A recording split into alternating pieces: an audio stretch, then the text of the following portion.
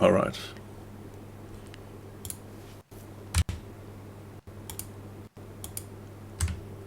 Now we should be back. And the microphone should be working.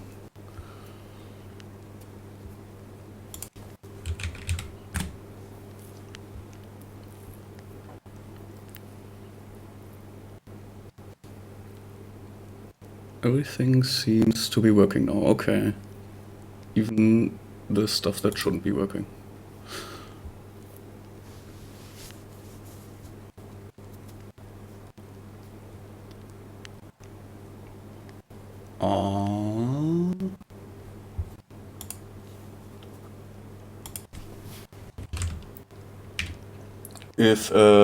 If you haven't got any reconnection, you might want to refresh.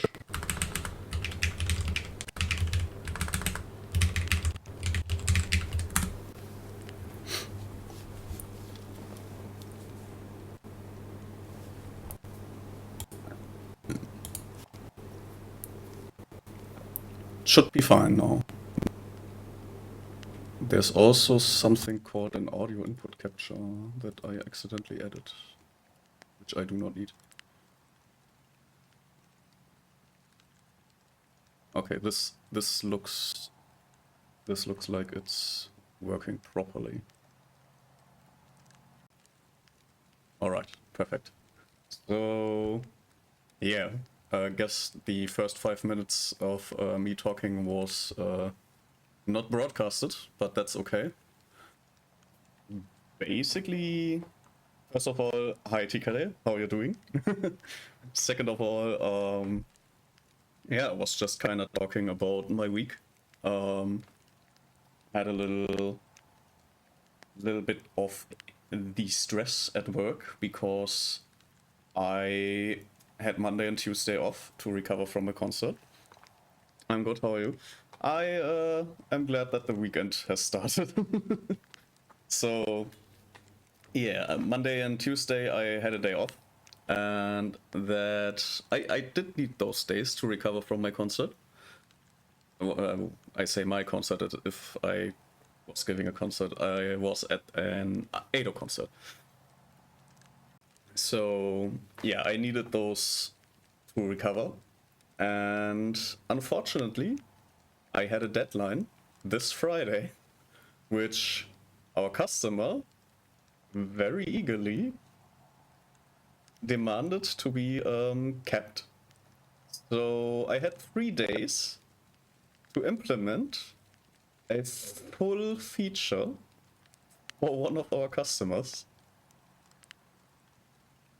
And yeah, I managed to do it. I somehow managed to implement that feature within the time frame. But yeah, I hope that was the most stressful week of the year.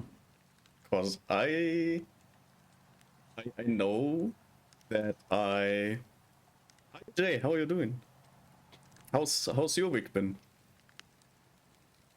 Yeah, I hope my week was for me the most stressful of the year. I don't really want to have to implement a feature in 3 days again this year, if possible.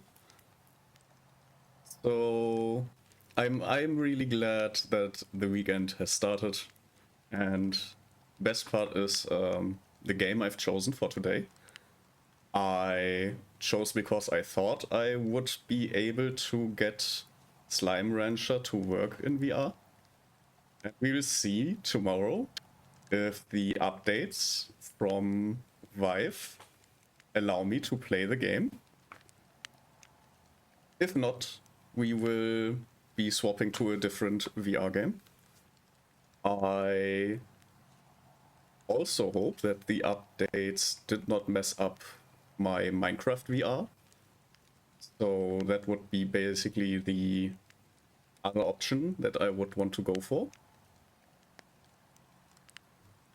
But if all else fails, I still have lots of little VR games that we can just play for fun with where there's not really any bigger thing behind it.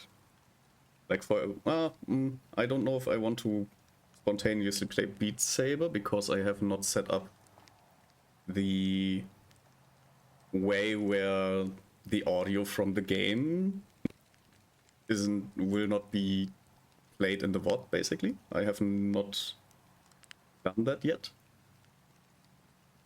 But there are games like what would be a good example? We could go through more games I have never played. There are some demos, for example. There is like I think that's an RTS. It's called Daism. There's also some escape rooms we could play. There is an escape room game I want to play as a series because it's quite long. So that we gonna play at a later date. But yeah, there's also something like Golf It, but I did play Golf It before. It kinda sucks to play in VR. And I think there is a demo of a game that I wanted to see if the game is any good. So, yes, right, Pixel Dungeon. I was thinking about playing Pixel Dungeon, the demo, because it would open the opportunity for VR co-op again. So, yeah, I wanted to test that as well. And in general, I have quite the selection of things we can just try out if Slimerancher does not work with the update. But yeah, that has been my week and the plans for the weekend. I wanted to talk about I don't know if you know the series, but The Amazing Digital Circus from Luke and Kevin.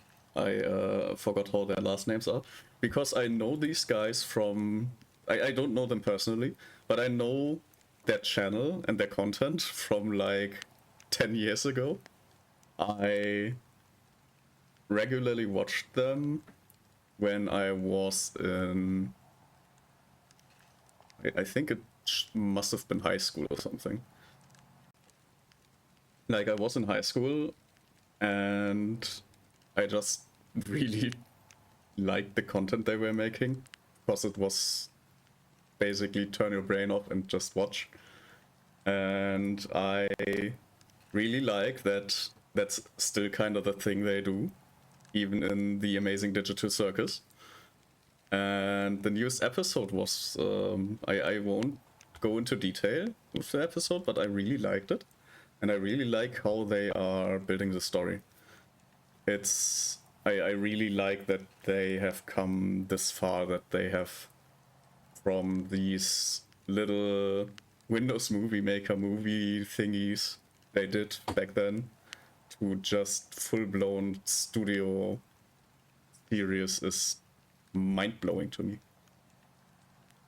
And yeah, I'm really happy that they made it this far, and the newest episode is really good. So if you haven't watched it yet, I can highly recommend The Amazing Digital Circus.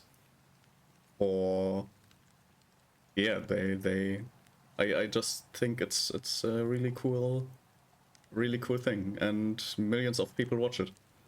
So if you haven't, then absolutely go watch it to the last episode. Other than that, I wanted to see how, because I was thinking I basically in other channels. I tend to, because I'm doing other stuff on the side, I usually am not 100% in the stream of people, because I have stuff to do, like mopping my floor or preparing stuff to cook and stuff.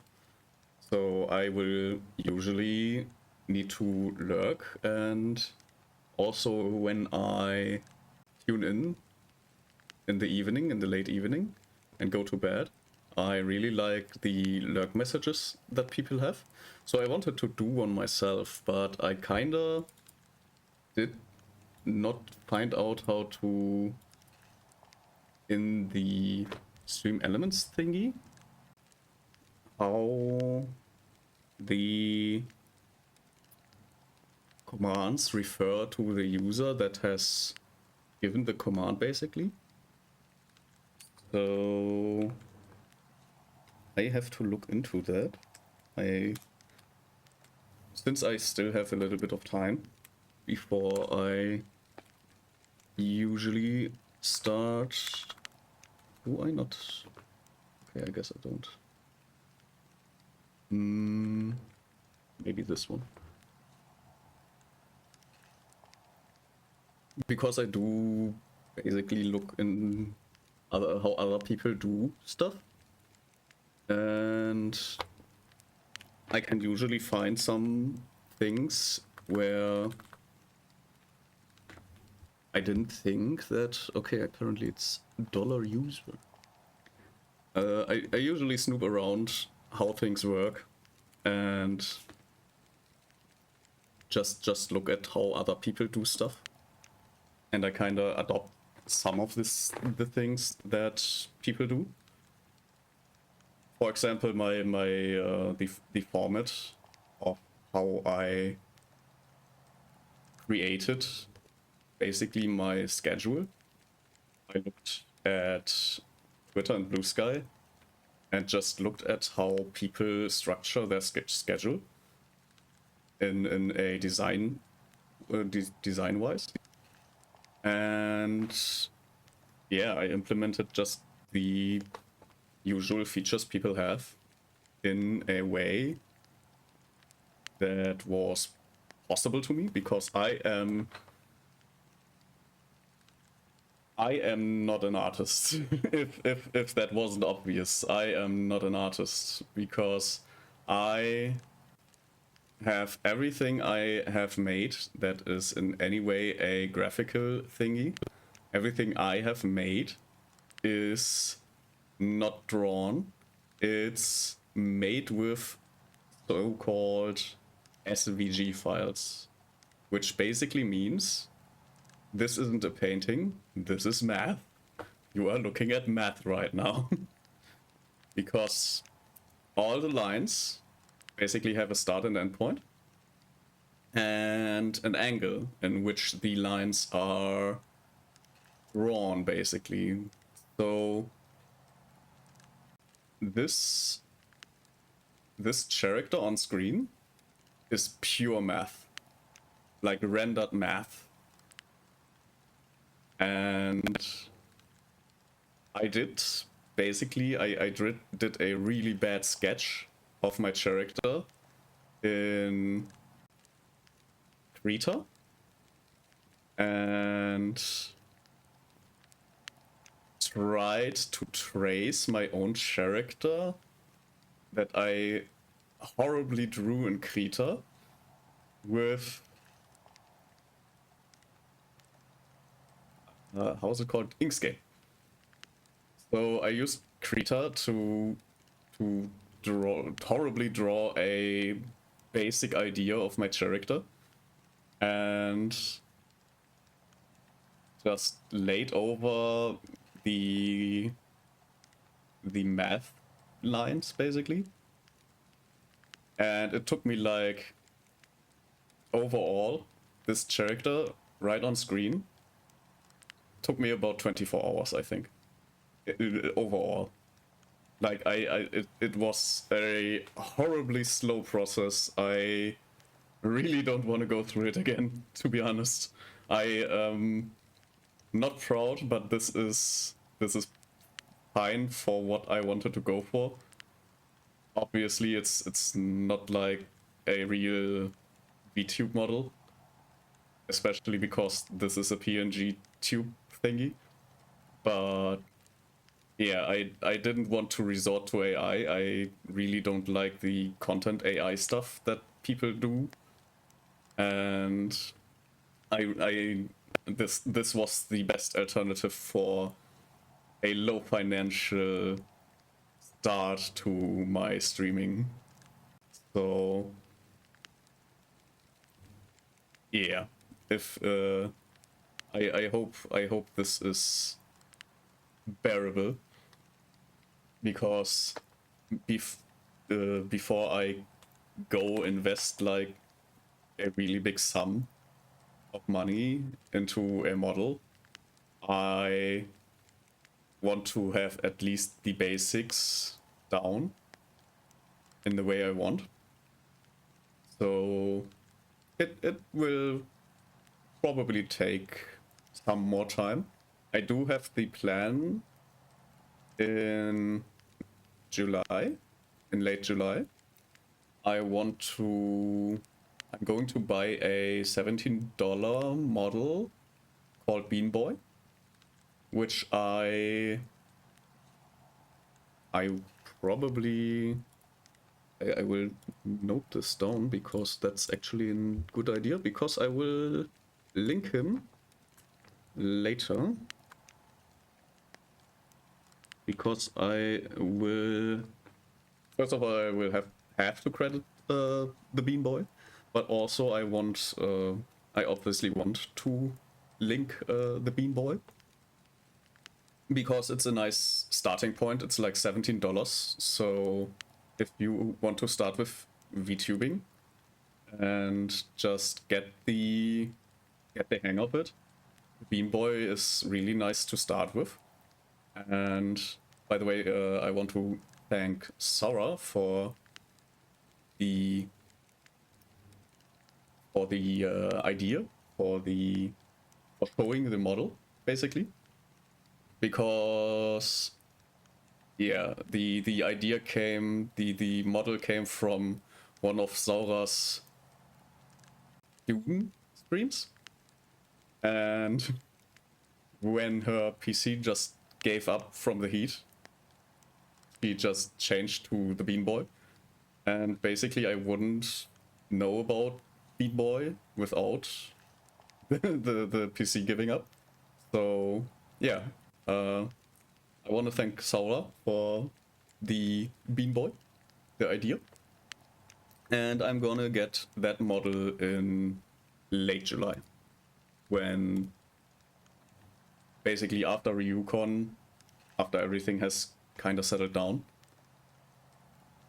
And I will then basically go into the next step of trying to figure out how to get VTube Studio running on Linux, because there is kind of the problem that I want to have Bean Boy on my PNG tuber, but I can't have him on my PNG tuber if I am going to have him on my Windows PC, because I have a little complicated setup where I have gaming on a Windows machine and streaming on a Linux machine.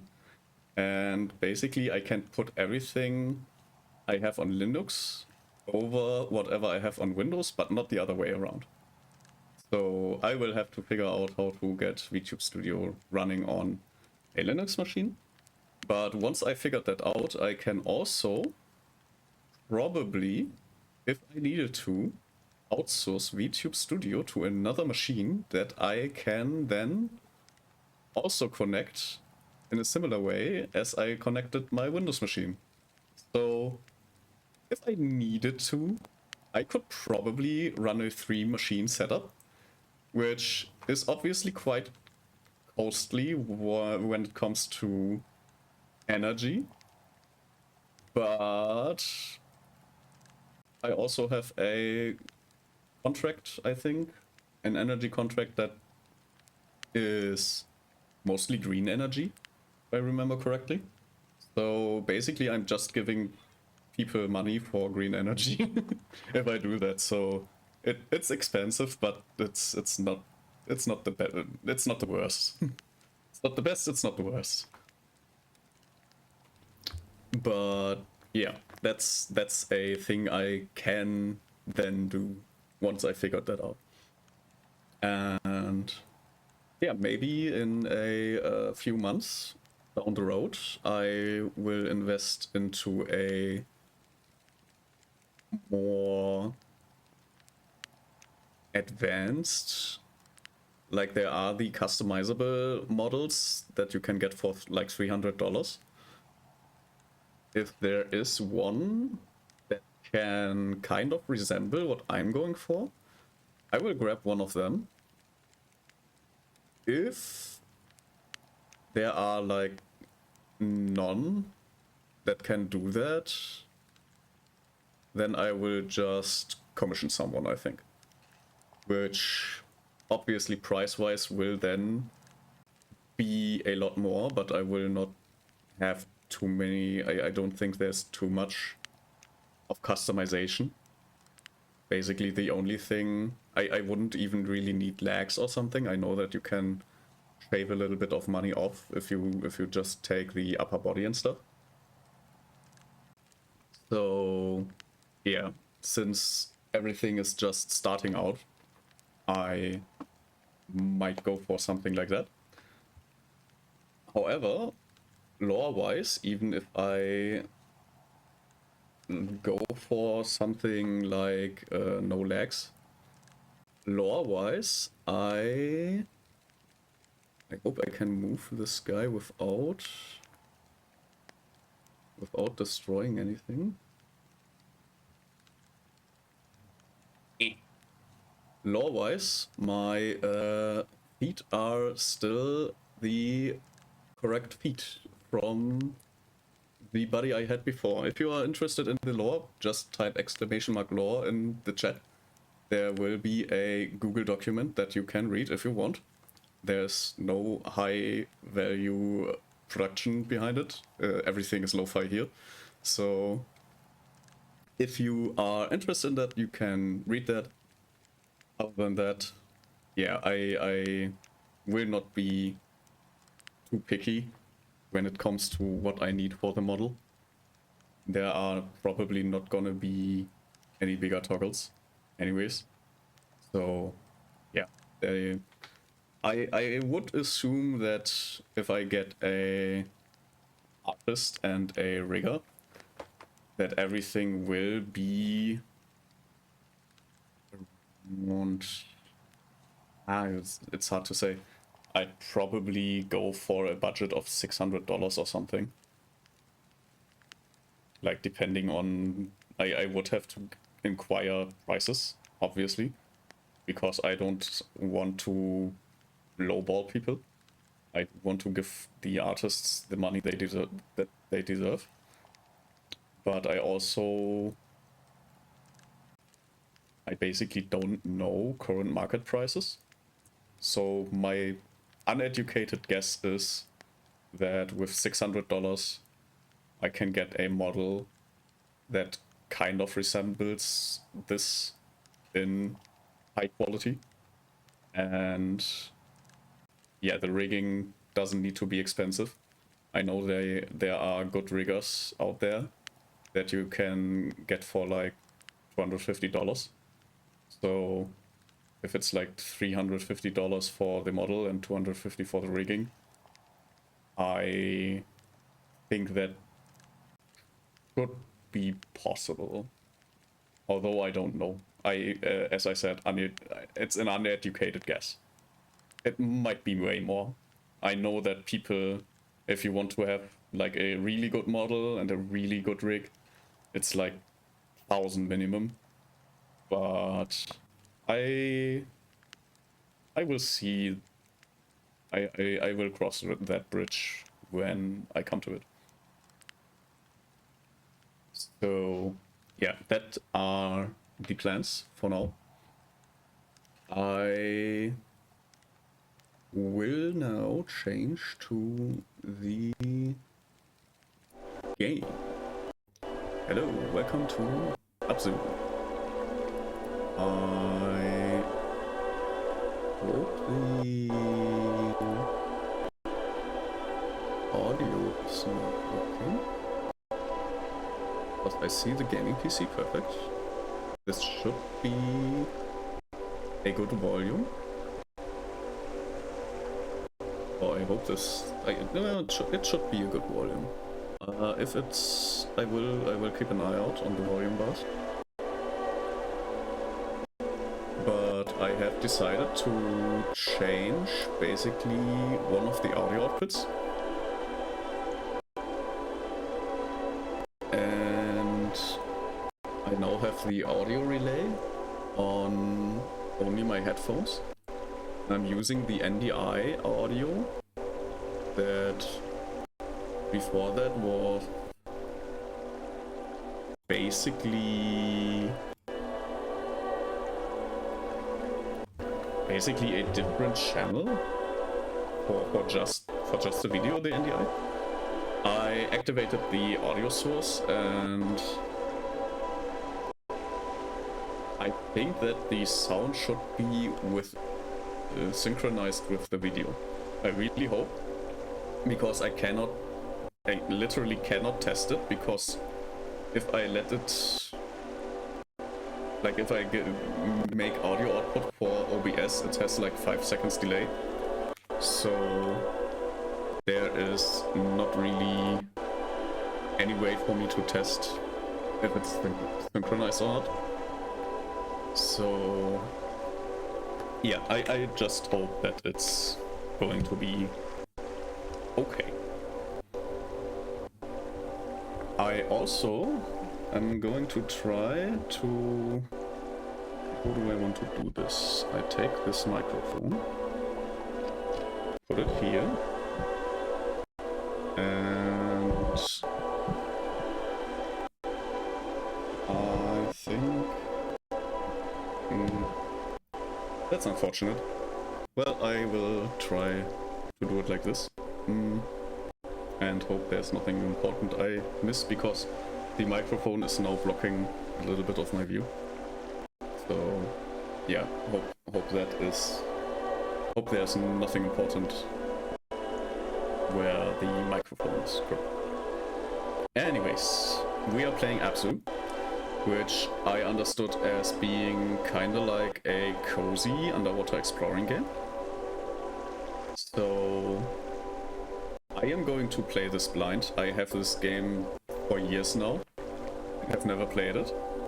So that's also one of the reasons I wanted to play it.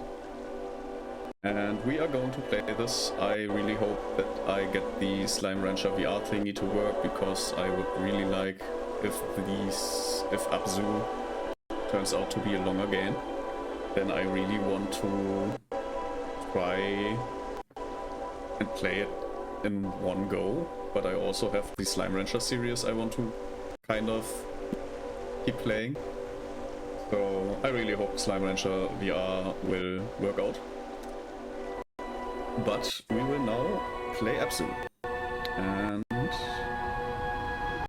for the cutscene I will...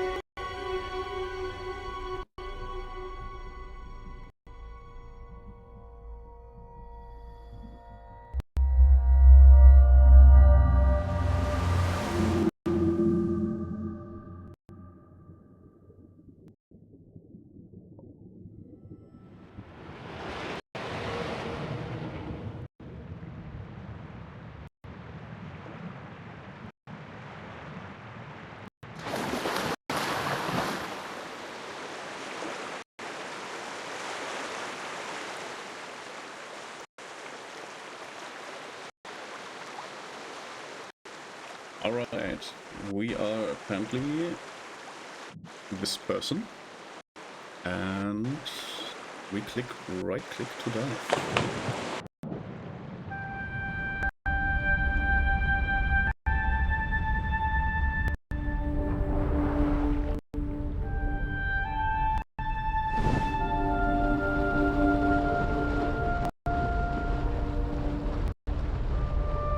Very interesting.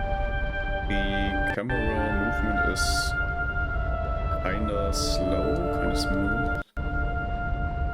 And yeah, I guess there is no explanation as to why we are here and how we got here.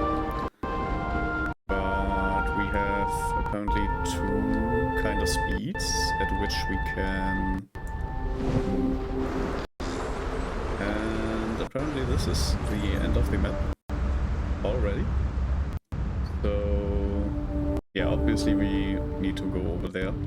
I did want to kind of see what the boundaries are that we are working within. So yeah, there are lots of fish here.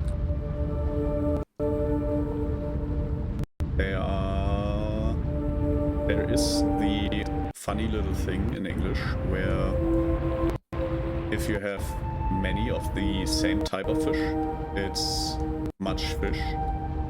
But if you have like a setup like this where there are multiple schools of fish and there are many different types of fish, it's many fishes.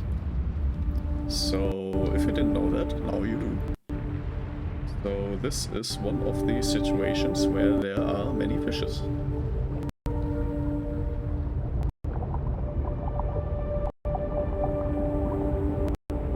That's a chunky boy, and we can apparently ride him. So let's ride the chunky boy. Ooh, a beautiful kinda algae passage.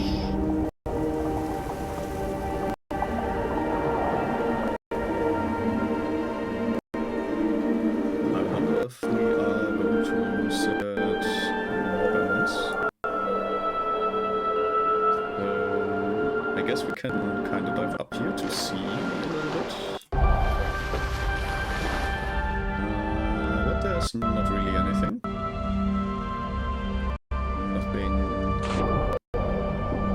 Nothing of interest really. But we can look around a little bit. There seem to be multiple kind of pathways engraved in the floor. Press space to interact. I guess we have kind of like an echolocation to, for example, interact with this device-looking thing, which we probably will pick up. Looks like a drone.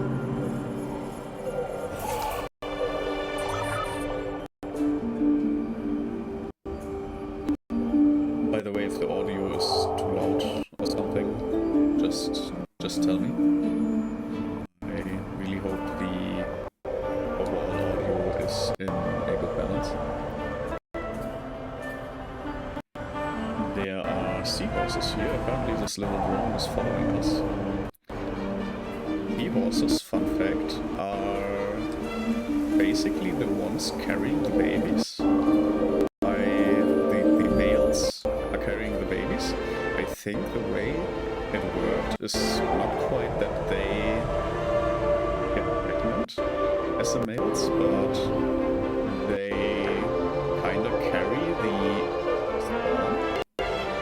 And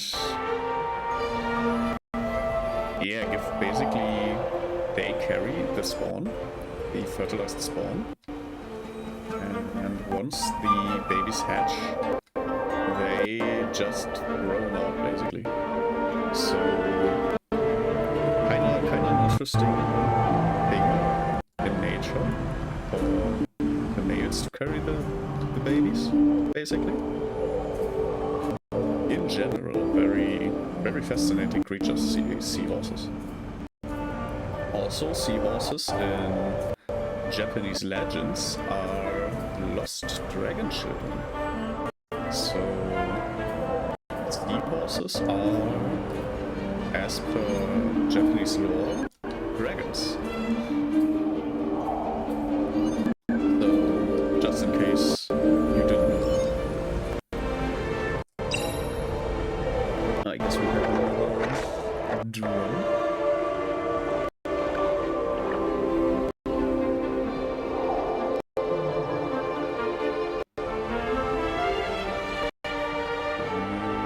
My guess would be that we need to grab multiple these drones.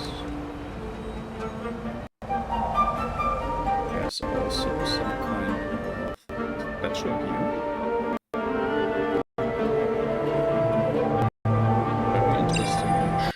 Press enter to meditate. If it was that easy, really.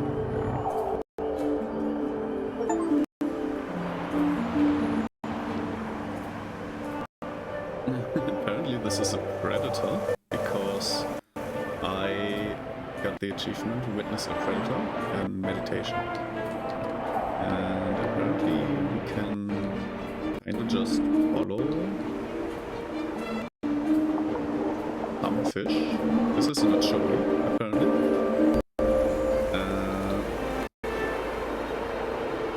Male California sheepbird. Interesting. So we can kinda watch the fishy if we look at these statues. But I think that is more for a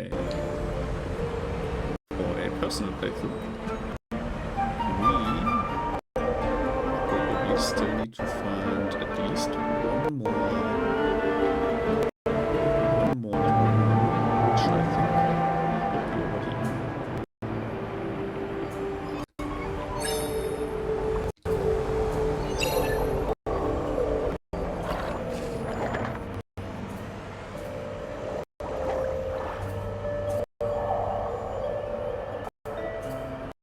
Looks cool. I am curious what we need. Also,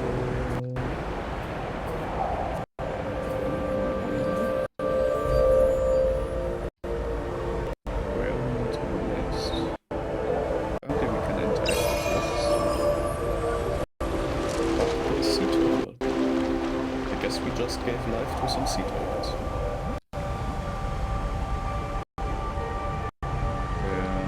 Doesn't seem to be anything else we can do, so we kind of just did that, apparently.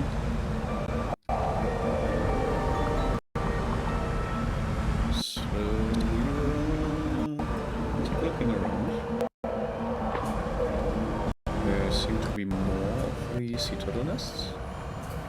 So my best guess is that we try to activate them. Leopard shark nest, okay. Also a little fun fact, there are multiple ways how sharks give birth, because there are, I don't know the exact numbers, but it's a little, I think it was like 40%, 60%, and I don't know which was which. But apparently, sharks give live birth as well as laying eggs. So there are some sharks that will lay eggs, which then get fertilized. But there are also sharks that just birth their children like any other animal, basically. They obviously don't, like, eat them. They get birthed and basically immediately know what to do to survive a little bit.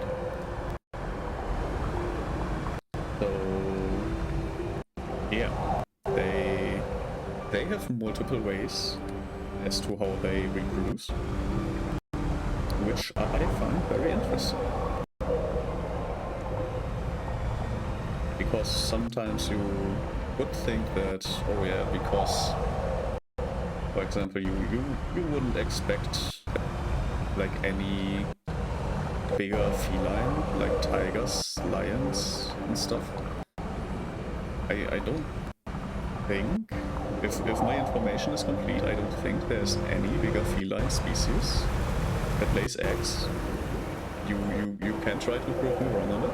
I will gladly be enlightened, but I don't think there are any felines that lay eggs.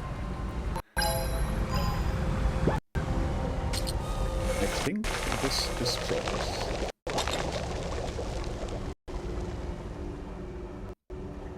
But yeah,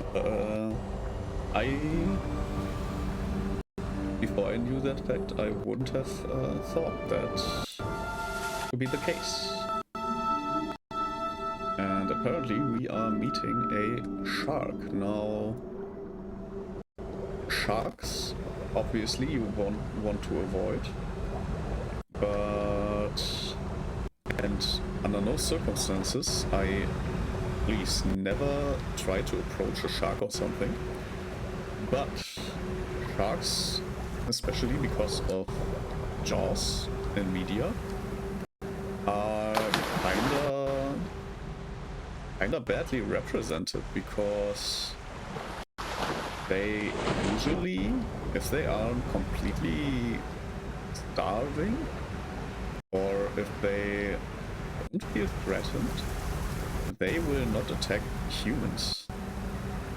Humans are kinda interesting to them, and they might try like a test bite to check what you are, because they basically, sharks are curious creatures. They want to know what you are, so they might give you a little nibble to know what you are, but in general, if a shark isn't like starving or feeling threatened, a shark will usually not attack you. That, again, does not mean that you need to get out there and pet a shark, please do not. But yeah, if media would represent sharks a little more accurate, then sharks are not like these horrible creatures that people tend to see, but they are more like curious little fishies at the end of the day. But again, please do not, under any circumstances, approach any sharks. It is still like a potentially dangerous animal. Please do not pet sharks. I know it's tempting. Please do not pet the shark.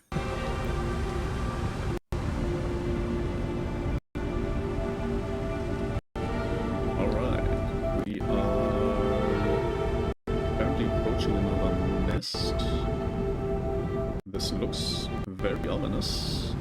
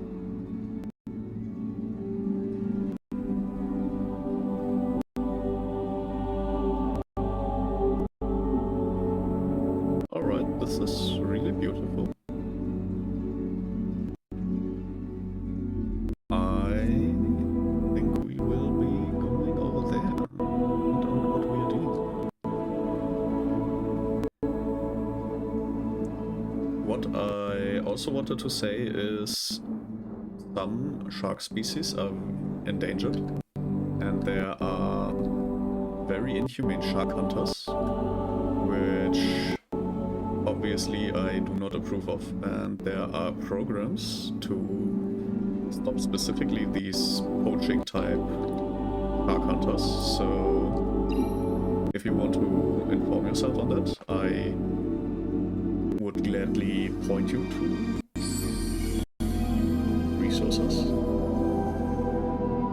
Or you can do your own research, obviously.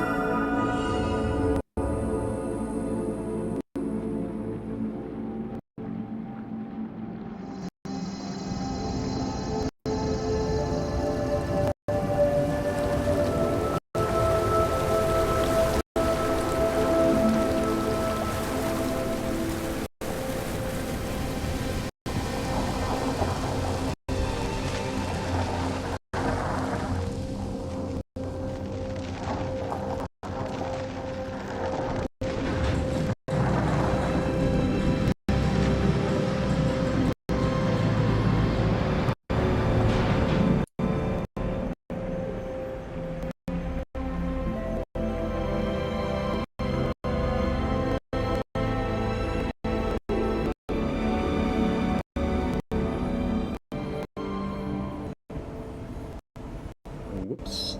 Okay. Yeah, so we apparently kind of released a...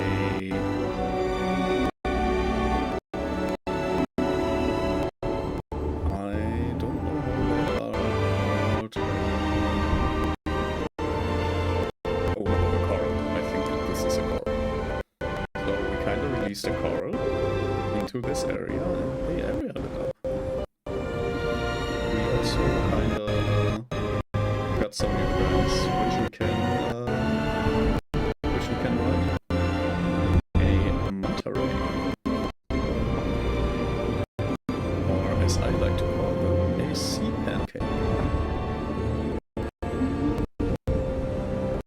Anyways, there are also new schools of fish, and I would assume there is probably another meditation point somewhere around here. Maybe this one? Not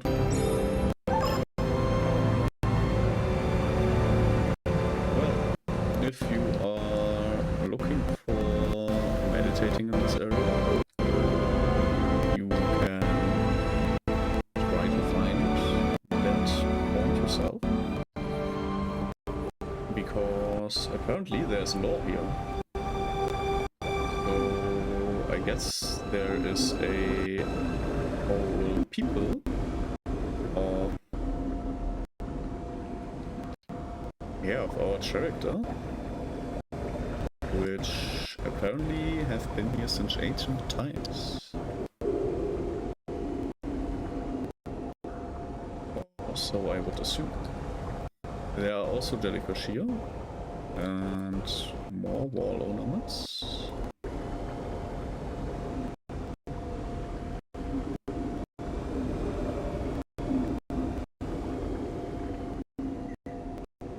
Which look quite interesting.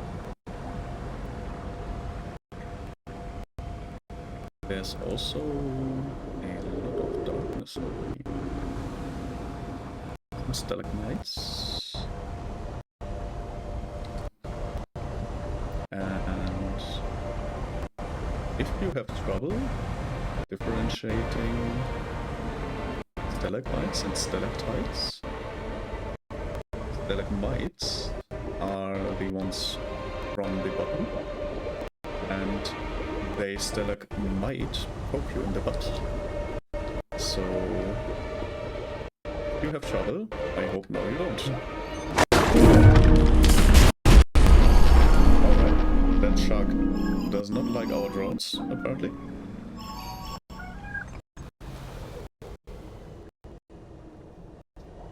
I think we should avoid that one. He does not seem to be a nice shark, but more of a red shark.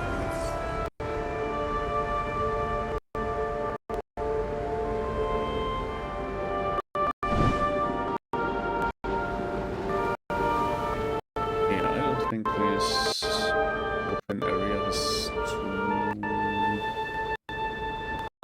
much to offer. There are again some fish species.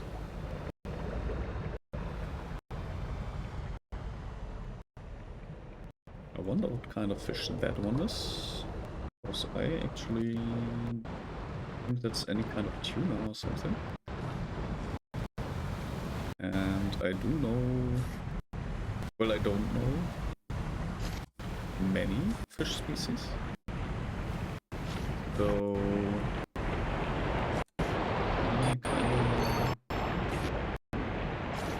I'm kinda interacting with them, but not really. Well, let's see what we can do here.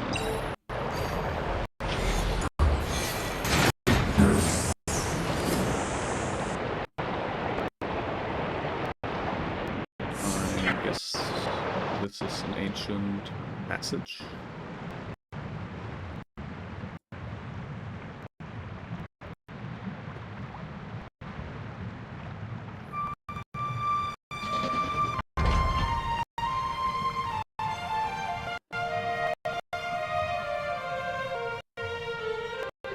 I would assume this is a new level, basically. Our drones have been taken from us, and we start from 0, so I guess this is level 2. There is a dream that we probably, yeah, we can only go with the flow, so to speak.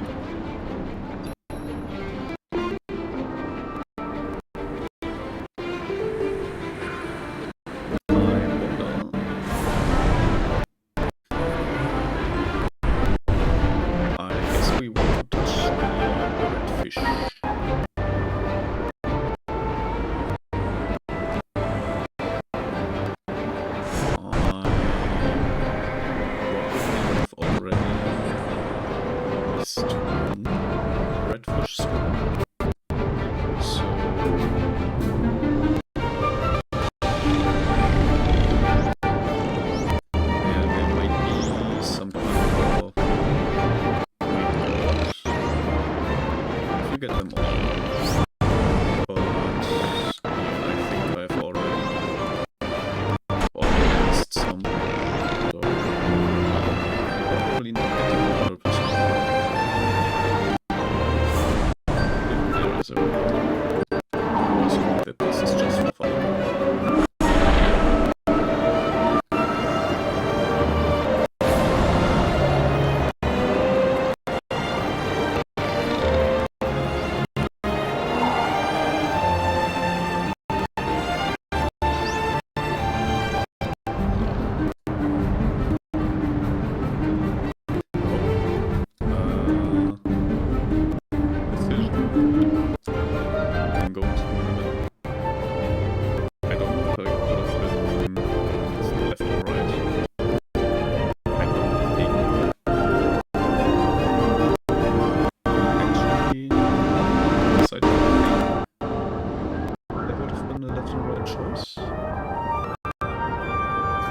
Probably there was no choice out there.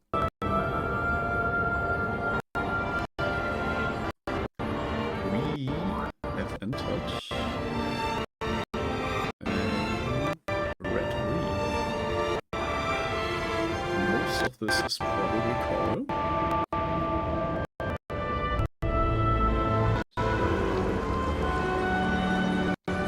Oops, already at the map edge.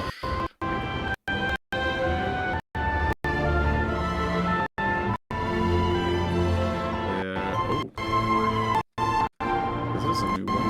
Hello. Are you my friend? A hamlet press. also some kind of dolphin-like species.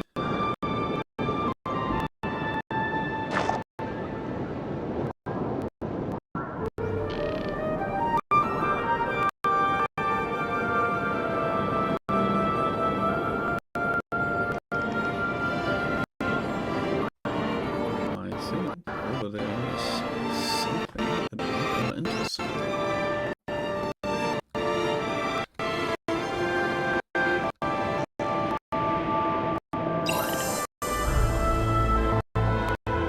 Alright, that's ours. I don't know how they are called, but these plant-like creatures basically fan out their little tentacles to catch plankton and other tiny stuffies in the sea. And basically whenever they are touched, they retreat, do not get eaten themselves. But they are kinda like still predators. There also seem to be some kind of eel creatures over here. Oh, they also don't like to be approached. We have another shark statue where we can meditate, and I will take a quick look around. There are two types of fish here in this school actually. A blue streak of grass and a bannerfish. I think the bannerfish is the type of fish that you can see in Finding Nemo. That is the veteran looking guy. I think that he's based on this fish. I am not 100% sure. I do know that Dory is a... though I don't know the English name, but Dory from Finding Nemo is a so-called doctorfish. Like this one. Maybe we can actually change... No.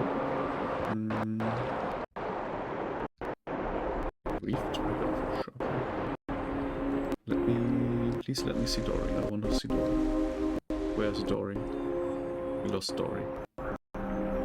This has become Finding Dory.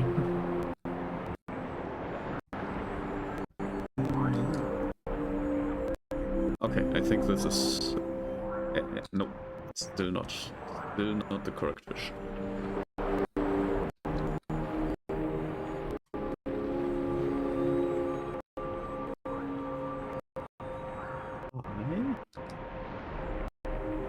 I want to see the doctorfish.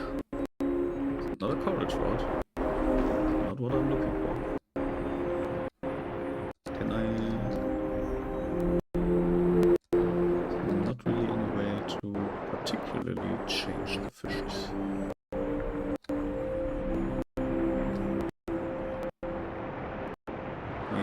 Maybe if I swap, there will be some point where it will lead me to the correct fish. Because there's also doesn't seem to be a real school of these fishes.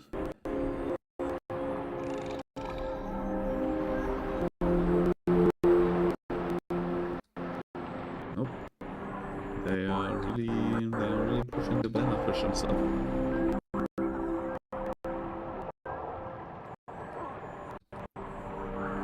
Guys, I want to learn.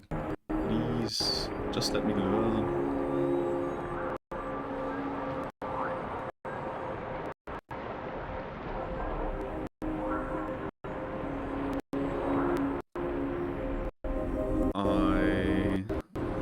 I give up. I think we are not going to learn about the name of the fish today.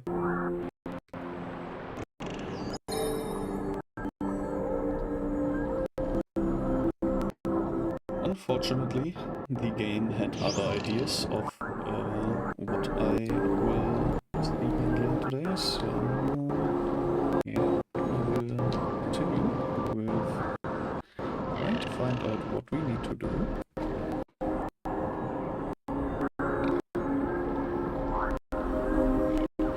There are, again, some kind of pathways. So maybe just one of the pathways will already be there.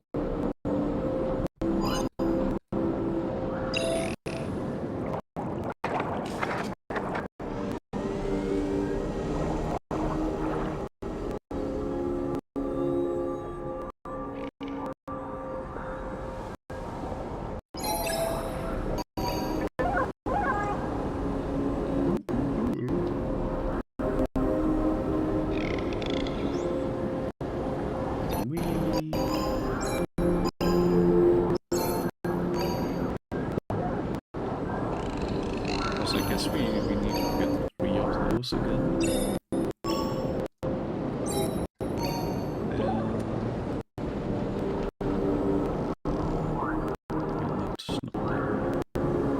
Not really what I wanted to do. We will not do that, but there is again some kind of nest activity, which gives us pufferfish. Pufferfish kind of dangerous, depending on where you are. There are pufferfish that are definitely lethal, and I think most pufferfish are lethal. So, if you see a pufferfish, definitely avoid, and probably inform whatever lifeguard is on duty. Because, yeah, pufferfish not really nice to mess with.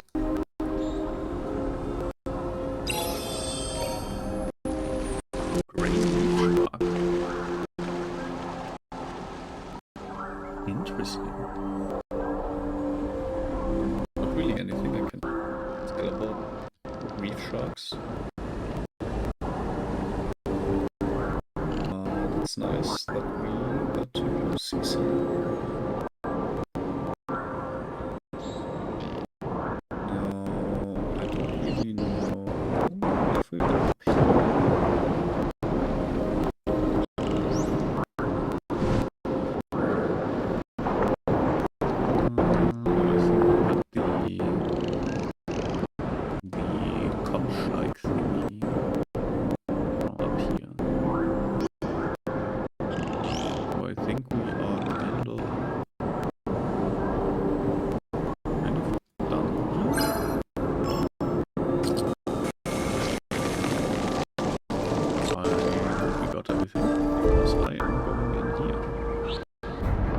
Is another stream.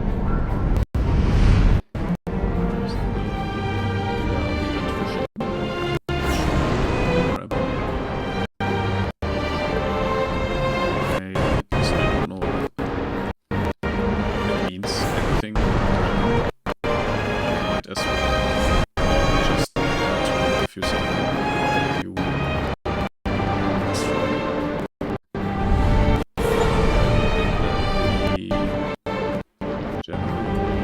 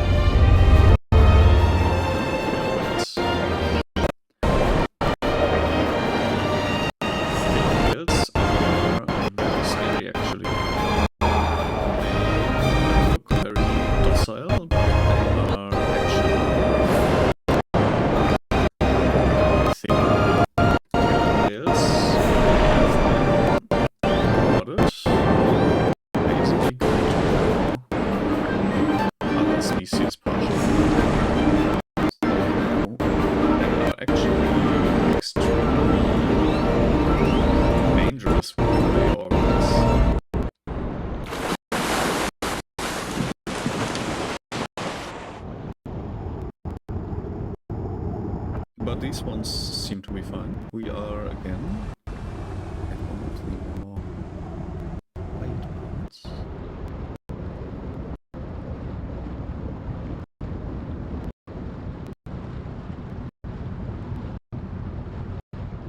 Very...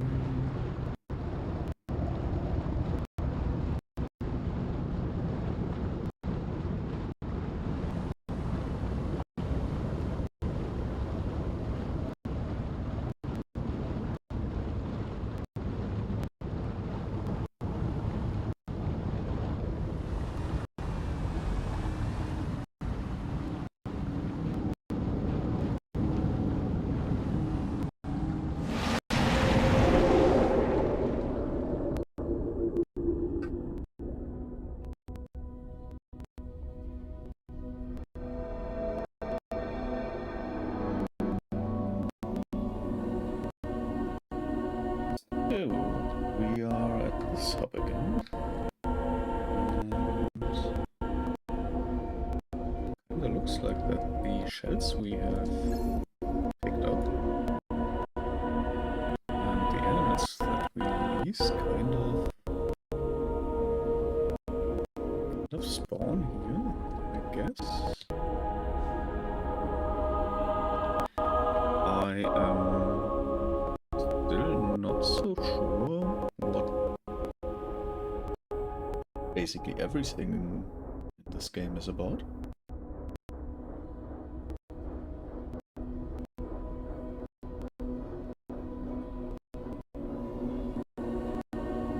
I don't know if these things are kind of meant to be symbolic or anything.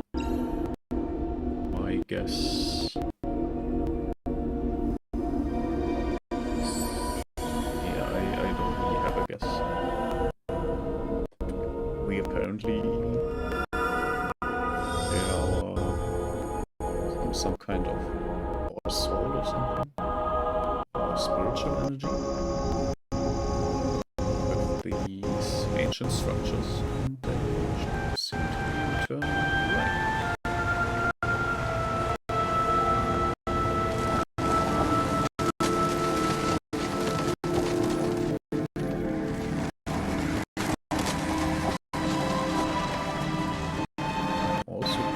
Fascinated about the fact that we have like underwater world. I know that there is something that kind of looks similar to this.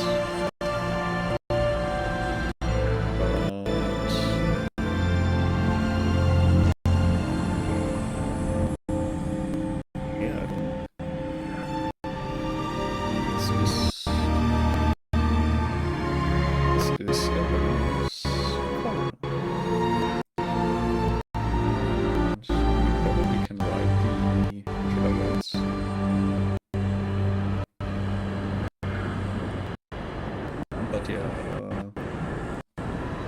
if you... I don't think... well, I don't want to pay any facts that I don't know, basically. But killer whales are kind of dangerous. If you see a killer whale, maybe avoid them. They are known to think ships, and I don't remember the reason, but I think they were like fishermen ships, and killer whales actually made the connection of these fishing ships that they are stealing their food and they need to take care of that. So yeah, very, very smart creatures. Definitely would not want to fight them.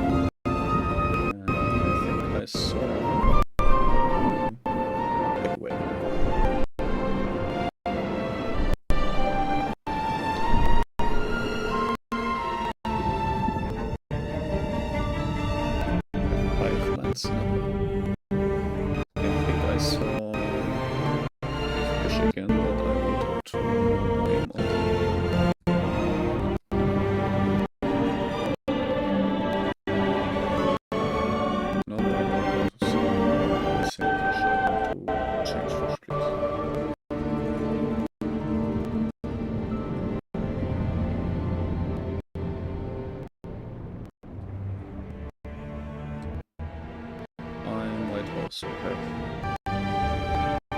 not seen correctly.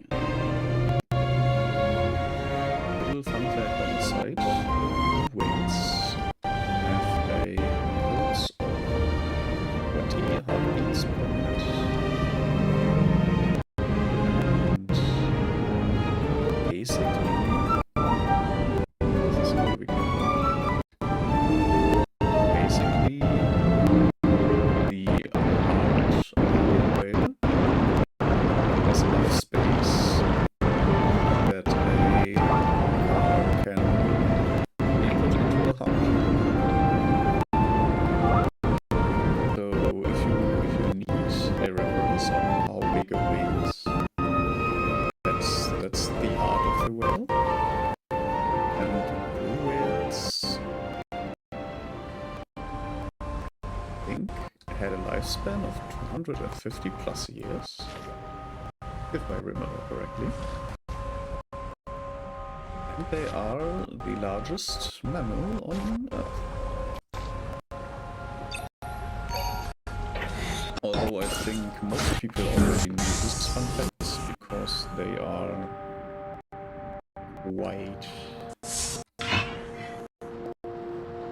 quite common. But I still really like to spread those fun facts. Alright, we reached level 3. I don't know how I would describe this biome. But apparently we are getting closer to the old civilization. Also, a really cool fact that is kind of depending on biology and a little bit of physics, but blue whales don't really have problem with cancer, which is mostly because they are such giant creatures that cancer doesn't really concern them.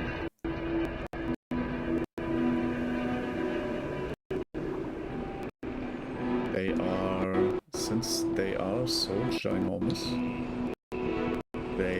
if they get cancer, it's barely noticeable for them. Because, yeah, the way cancer works is basically there are rogue cells that build their own organism.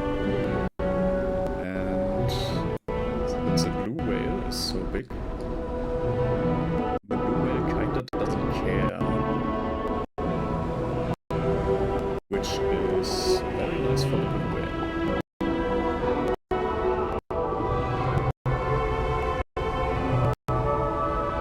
There's another nest.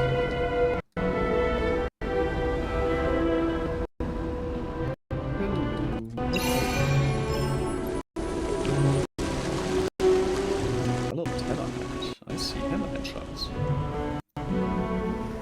Please refrain from using the hammerhead shark as a hammer, thank you. I actually don't have any fun facts about hammerhead sharks, even though they are quite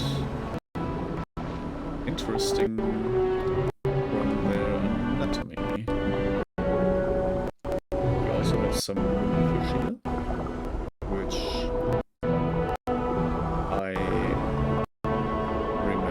trying to catch an Animal Crossing, and there were quite a few of them.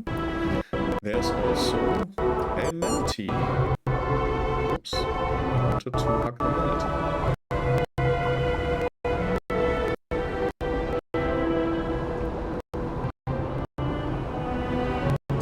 Oh no, he does not want to be hugged, I guess. Might I hug him anyway? Yeah, manatees. Also a creature I don't really have a fun fact about. But if you painted a manatee in every hue, you would have a huge manatee. I'm here every Friday, Saturday and Monday. I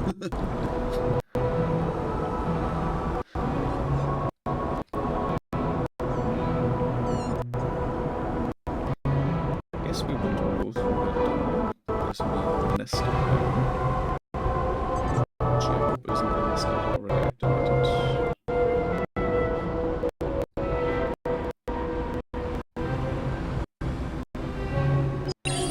It's a new nest, and we get a zebra shark. There's quite a lot of shark nests here, so I would kind of assume, because I think every single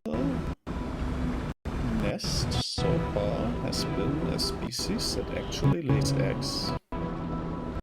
I would assume. So, no, I don't think the nests look like that in real life. But I would assume that the species that we get from the nests are actually species that reproduce by laying eggs. Which, if that's the case, that's really great.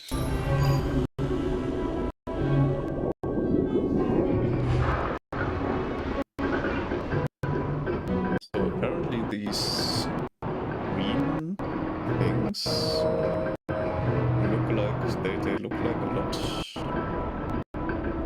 They look a lot like copper. Because yeah, it would make sense that they are copper, they are oxidizing. So these are oxidized copper chains basically. And on the way, this looks we will need to go to the end of the veins to release them.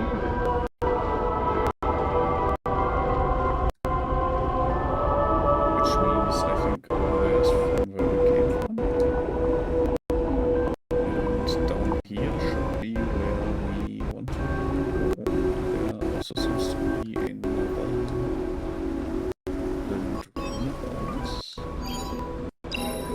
And I saw something there, which is a rarity, I think 1 in a million. If I remember correctly, this is a blue lobster over there. The 3D maneuvering is a little weird sometimes, but this is a blue lobster, and blue lobsters, I think, are a 1 in a million chance to be born. So, quite the rare sight. You can consider yourself very lucky if you ever see a blue lobster in the wild.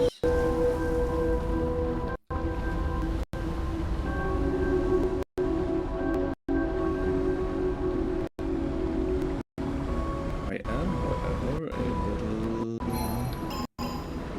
confused as to what to do now, because we interacted with the chain, we followed the other chain, and kind of not. I don't really know what it is. We have this little nest here. Actually, for us, there's an eagle race. Very nice.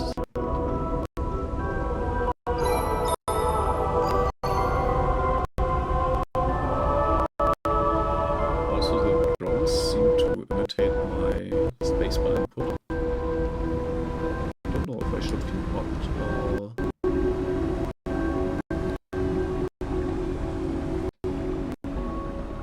Yeah, maybe we should look into a different direction. I'm still very convinced that this is where we came from. Oh no, never mind. This is a different thingy. I would assume that we need to get through here to activate the chain.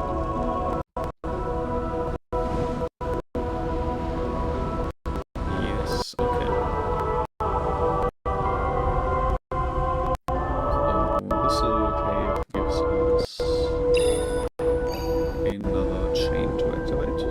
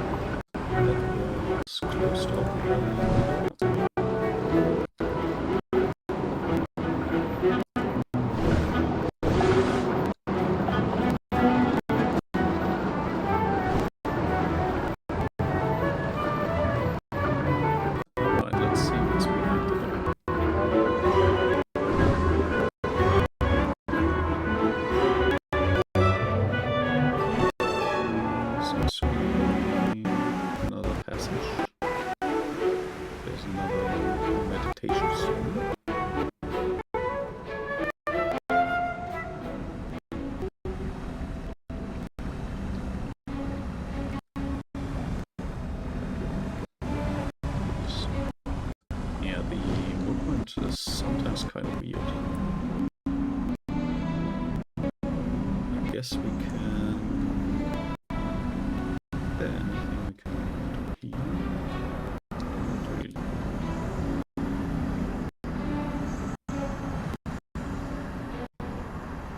Since there wasn't really a point earlier to go up to the water surface, I don't think we need look at the water surface.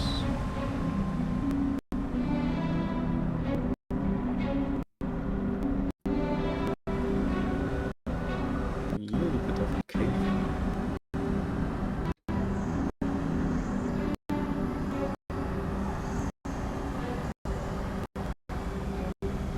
Oh, it's the bed shark again.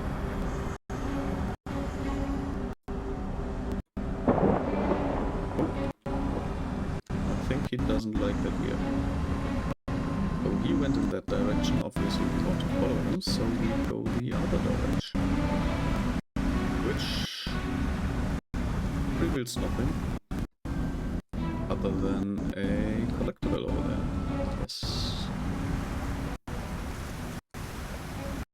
So these seem to be kind of a little bit of secrets that you can collect if you want to. However, I am probably already don't have every single one of them, so it doesn't really seem to be necessary to search for them for me. But whenever I will see them, I will pick them up. I don't think there is any real reason to break my head over the location of those boxes. Alright, there's another one of the coral spars.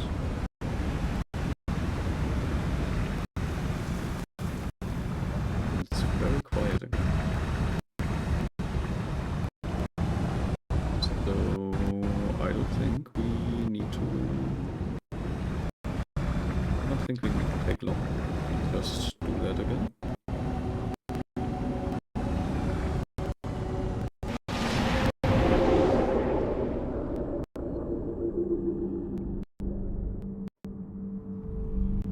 Yeah.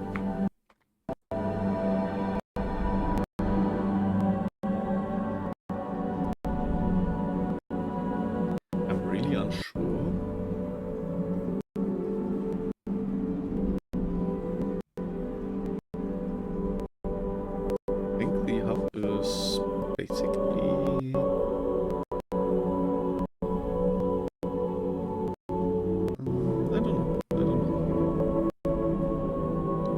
map seems to be a little bit inconsistent with what I think it is.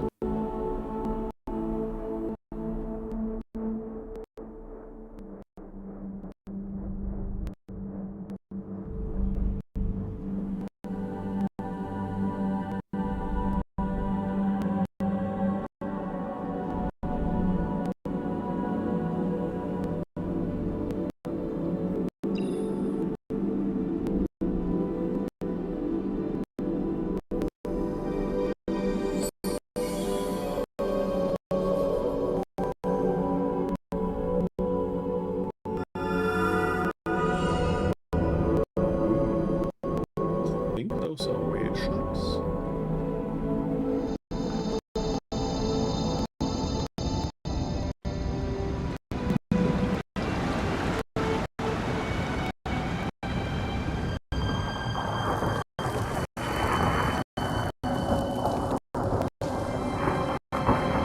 At least they look like what I think whale sharks look like.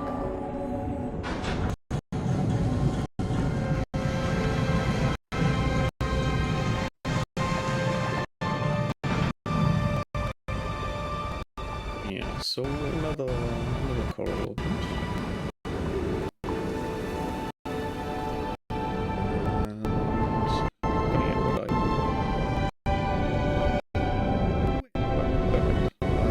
actually am sharp, so very, very nice. Also kind of interesting that all these sculptures are shark-based. They apparently all kinda have these vases.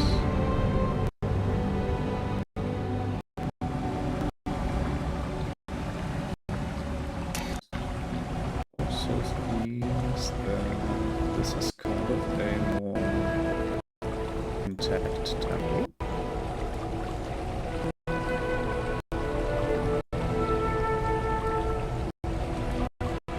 Unfortunately, the wall ornaments do not reveal any wall or anything. Which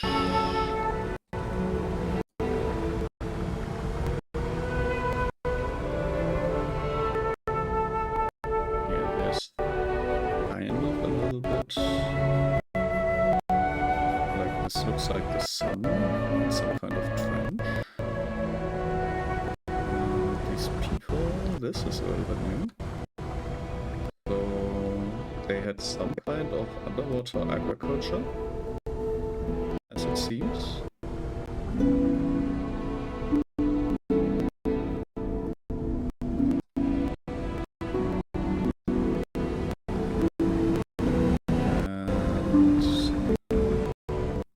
And since this is all underwater, I think this was always underwater. I think they just... Our character seems to be just special in some kind of way. Because all of them seem to have like normal gravity underwater. And our character seems to be a little bit special in that he can, or she can just float around.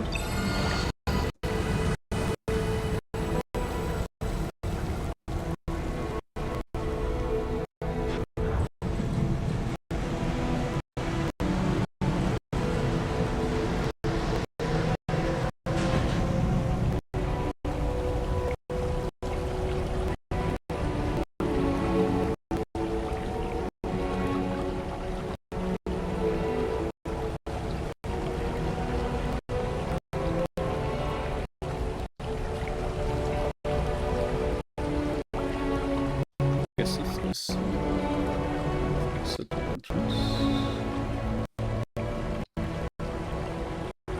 Or it's an ornament displaying kind of portraits that we built. Like this seems to be an ornament, so I guess this just tells about the ornament.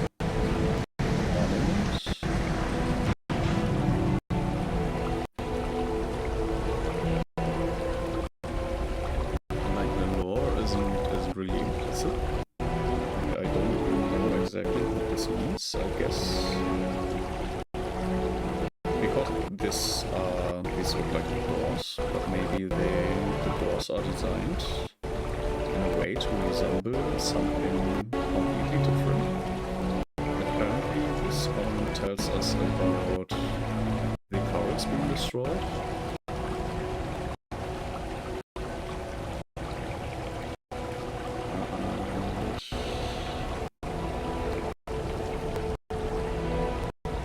I am not sure. This seems to be kind of like a destruction device or something. Like they used some kind of destruction device and accidentally destroyed it. Probably unknowingly that it is some kind of destruction device.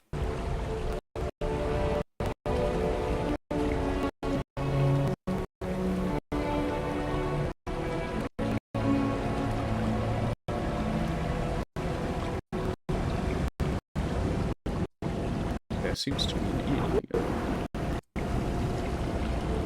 And I don't know if it's the Pokemon name or if they are actually called Eradicants. How are you called?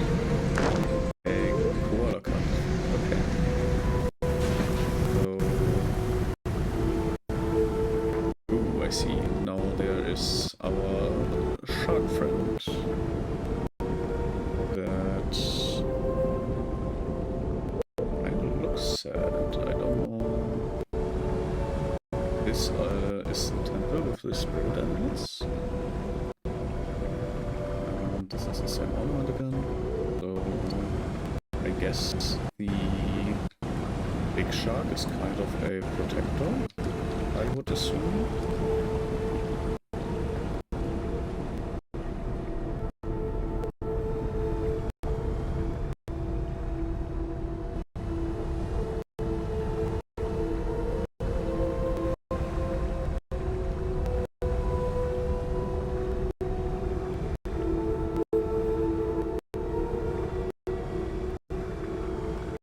And this seems to be the thing that they used... No, wait, this is another portal. This is just another portal.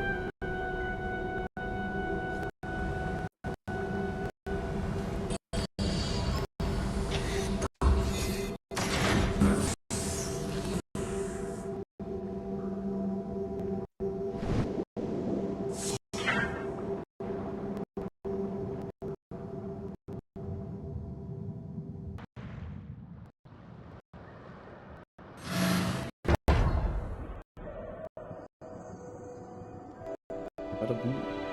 We are in level 4, I assume. So this seems to be a less floral part of the waters. I would almost assume this is like a cold region. And there is a blue whale. No, wait, are you a blue whale? You are a blue whale, are you? Very big bowl. Maybe not a blue whale, but very blue whale. Like that. But could be a smaller blue whale. I don't know. I know that it's a whole school. Let's see.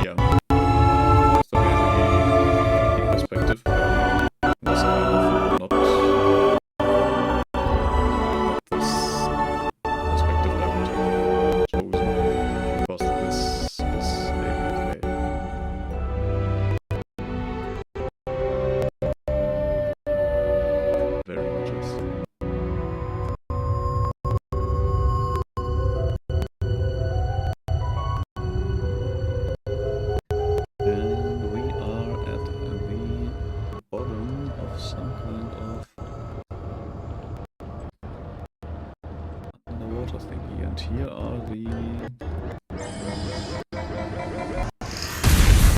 Whoops. Yeah, so as I'd assumed earlier, these are not cool.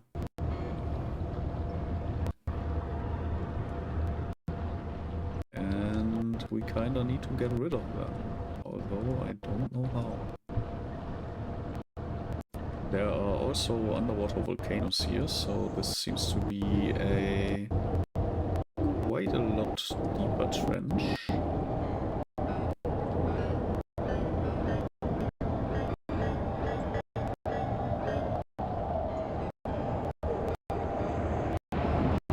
Yeah, so the fish have kind of adapted to these things.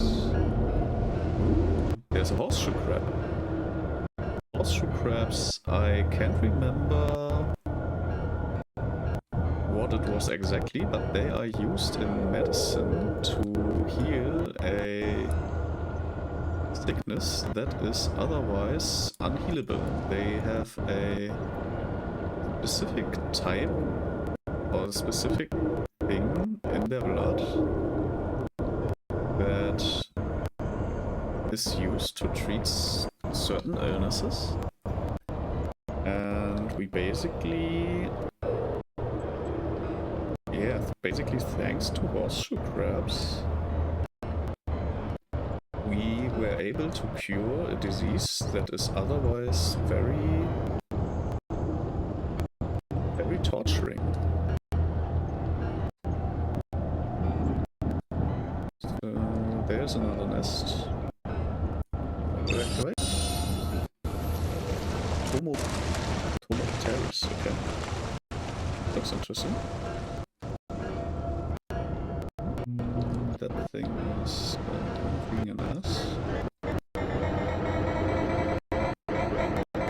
Yeah, whatever. But yeah, thanks to horseshoe crabs. Oh, we destroyed them. Very nice. Yeah, thank horseshoe crabs. Horseshoe crabs are awesome. And without them, there would be an illness that could not be treated.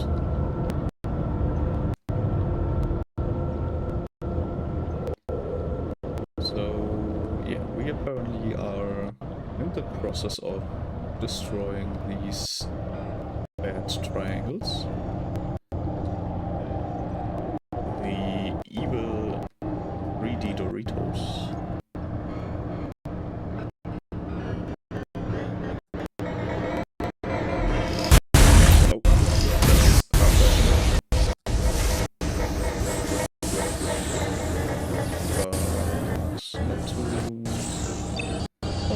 We activate this thingy and absolutely demolish the triangles.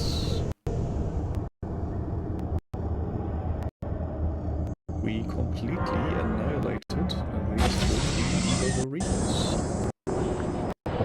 And our friend Shark is way ahead of us.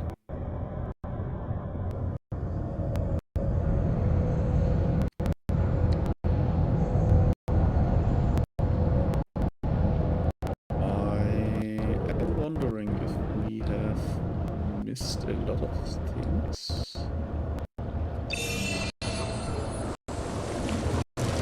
We're releasing the anglerfish.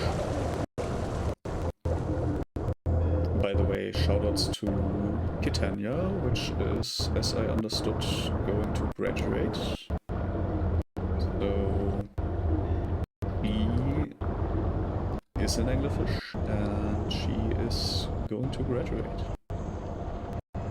So if you wanna catch a anglerfish streamer, you still have a little bit of time. But yeah, she's going to graduate, so you might want to, if you want to catch a stream, you might want to do it within the next 2 weeks. Oh no, our friend has been trapped. Let's see if we can help them.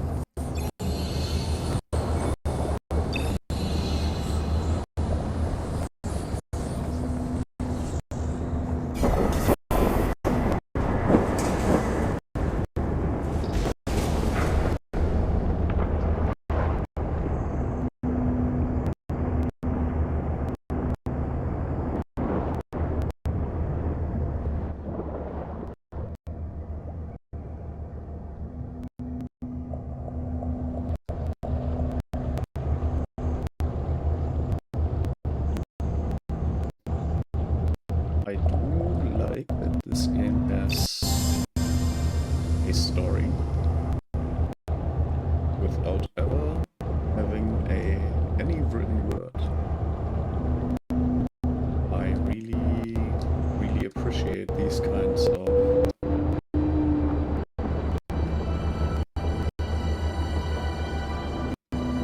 basically its own language. Just you could definitely do this game as a film without any dialogue, but it would have, in my opinion, so little impact that the game is really the only medium in which this makes sense.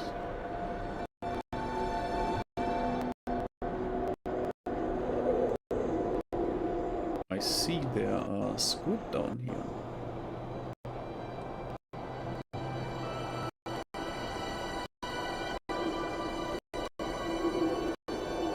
Hello, Mrs. Squid.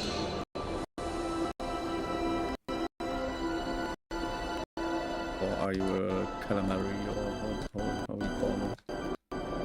Calamari. Look at that eye. I got... No! I scared him. He did not like that.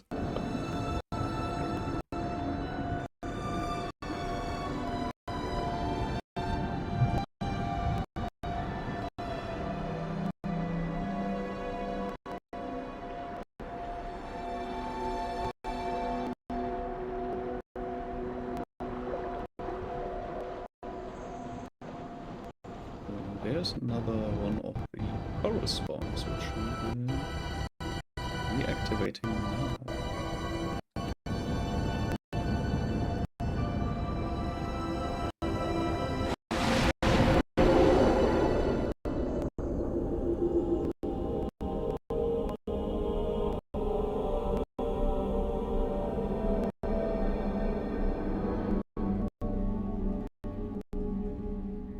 Also want to kind of reduce the volume a little bit. I think this is a lot better balanced.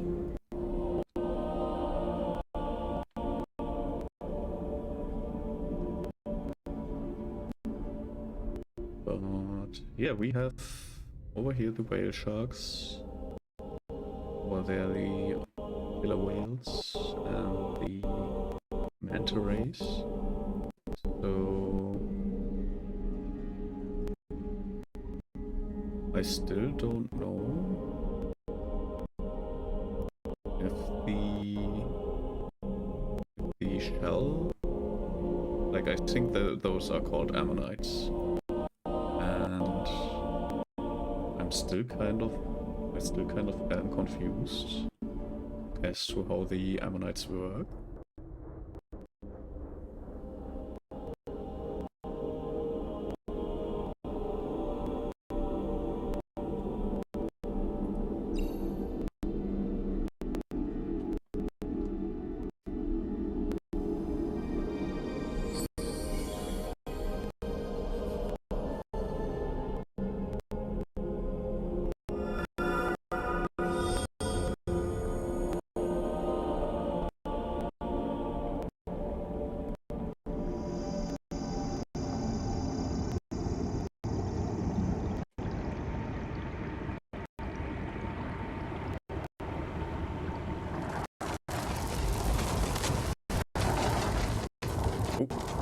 squids.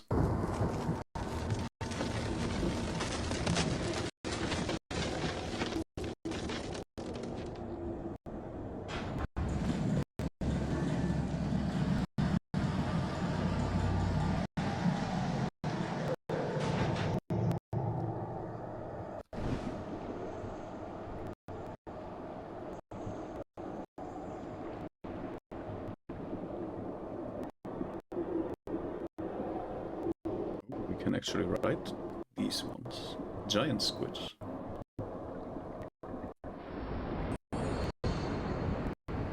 There's also another one of these ornaments.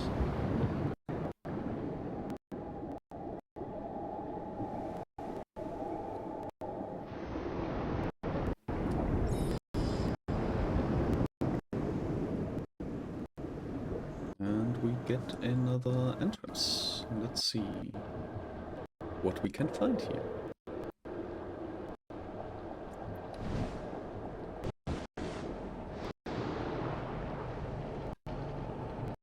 Ooh.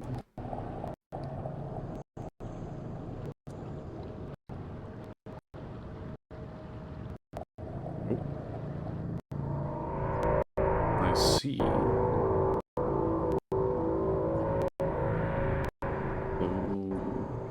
These are the headquarters of the evil Doritos.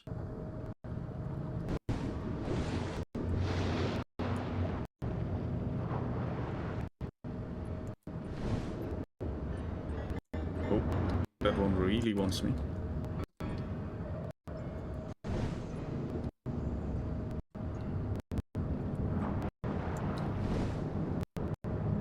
So we will try to enter from here. And maybe we can destroy all the evil Doritos from within.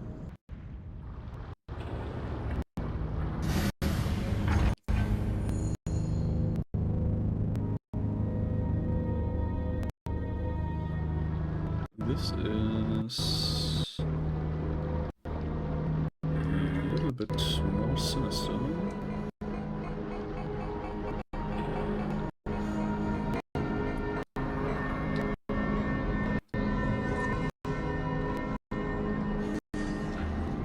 Now I don't even know if this is alien technology or if this is technology from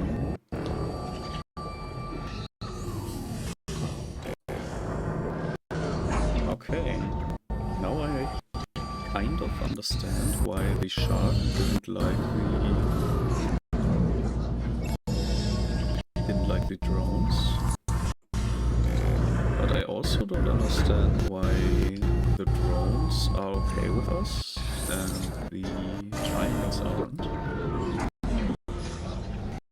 I also kind of assume that we will not be able to go through here.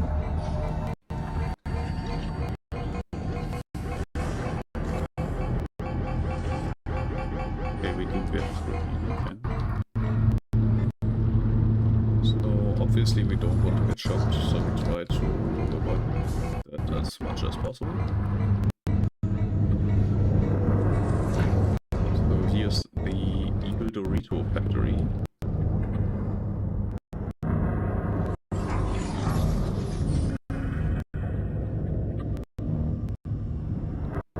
There are the heavy ones and there are the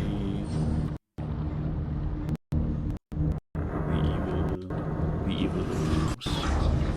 So I don't really know. This is some kind of robot fish. Interesting. Don't know if they mean harm or if they are with us. We can apparently activate this stuff around here, so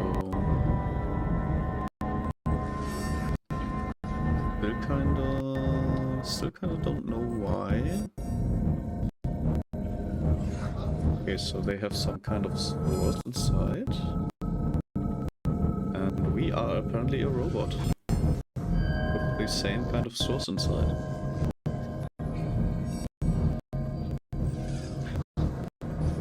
does not explain anything, to be honest. In fact, don't understand. I understand even less. But yeah, apparently we are a robot. And this still does not explain why we get shocked from the evil Doritos. This also does not explain why we have... why there was like the early agriculture stuff. And then they just said like, whatever, we make evil Doritos now. I don't really like what I see here. I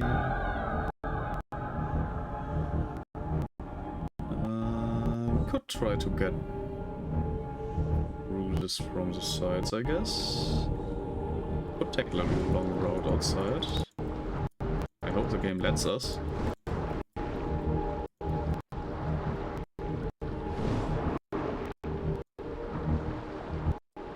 Like, there's not really a reason to swim through that, but I guess we are kind of forced. So this is actually a first challenge, I guess. I will try to take the upper road. There's not really any reason to go through the middle there.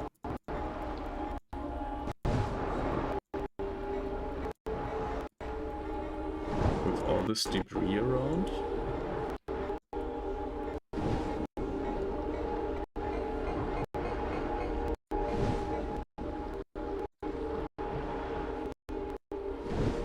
Yeah, so this was the smart choice to just go above. Now I'm wondering if there might have been a well in there, but to be honest, I don't care enough to find out. Like, this is a horrible situation, which I refuse to go through. So we made it. We are now apparently at the center. And there's our friend.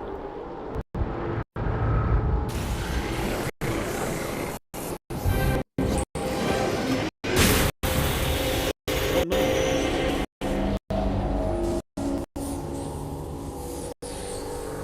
Friend has taken some serious damage. And we apparently a little bit too.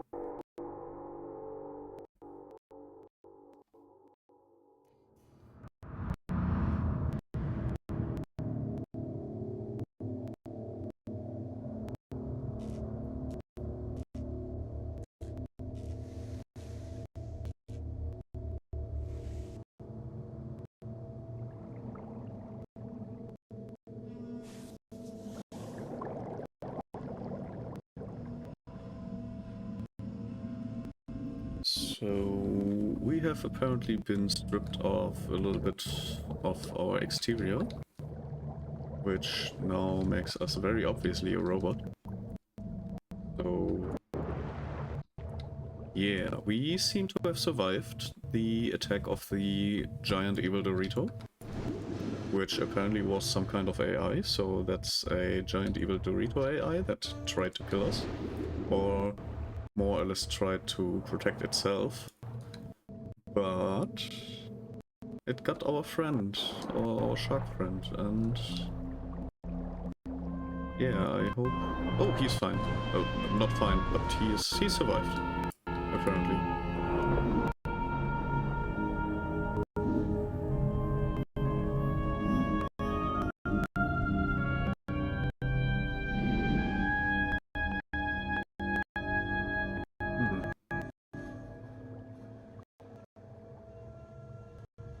That's very unfortunate. So I guess our friend here has given his life to destroy the evil Dorito Overlord AI.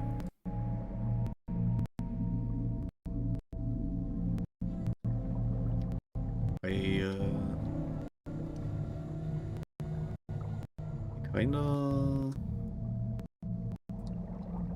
Yeah, he was basically an unsung hero. He tried to warn us. And he tried his best to save all the other creatures. But unfortunately, in the battle against the evil Dorito AI, he gave his life. And I'd say the only thing to do now is to let him rest in peace and try to complete his mission.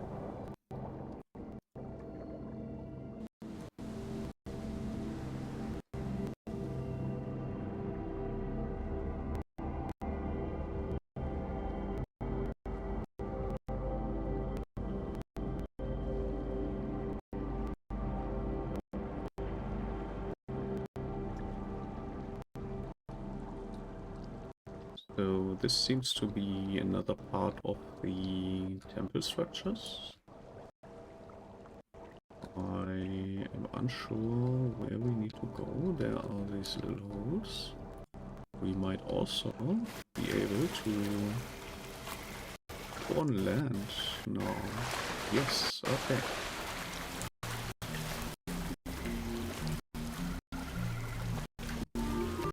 So apparently we can also go on land.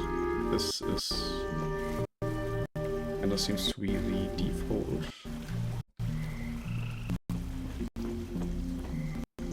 There are some frogs here. Very, very nice little frogs.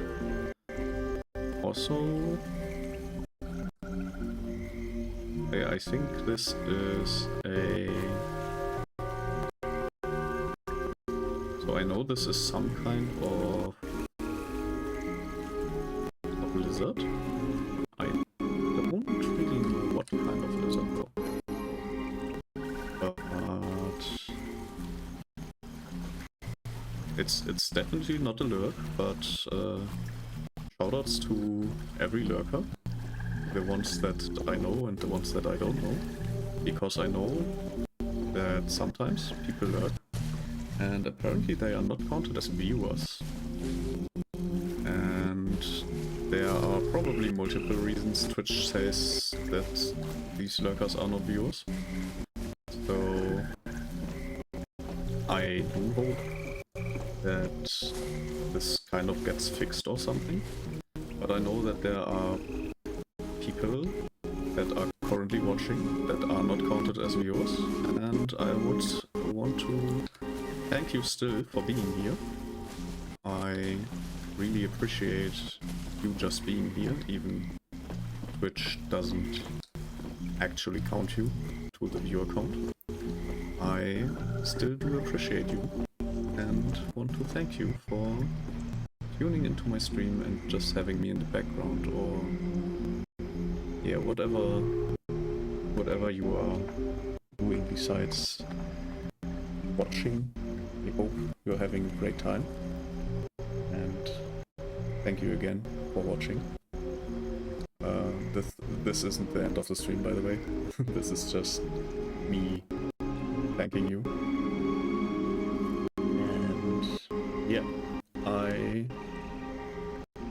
think we are going to this door.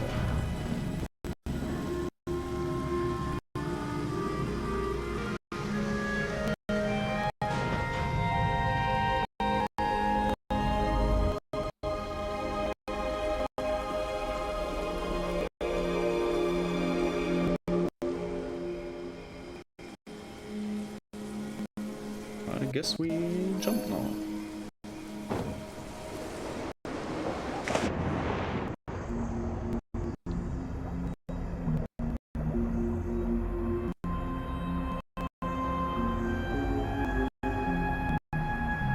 So there are more underwater rooms.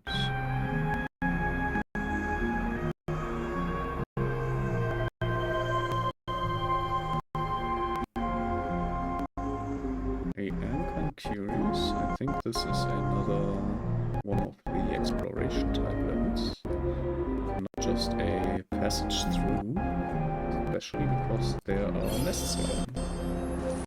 Animal cards. Interesting. There are also these little guys, but they are not really calling. Oops, I see.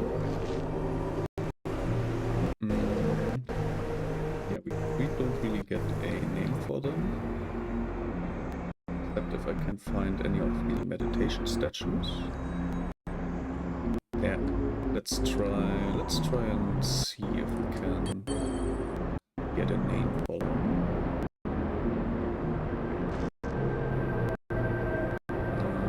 These are not.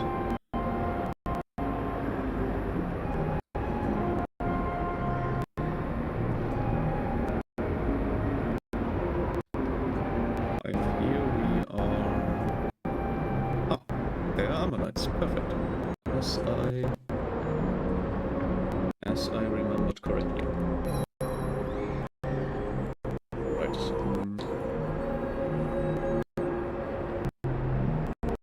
So yeah, we were apparently collecting ammonites, but I don't know what they are for in the end. So yeah, we will just grab them once we see them. We are not specifically looking for them. We are just gonna grab them if we find them.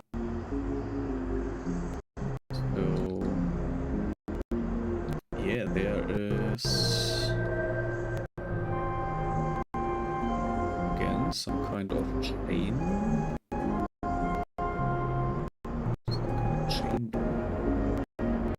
Apparently this time with gold chains. Which, again, I'm unsure if this is meant to be symbolic in any ways.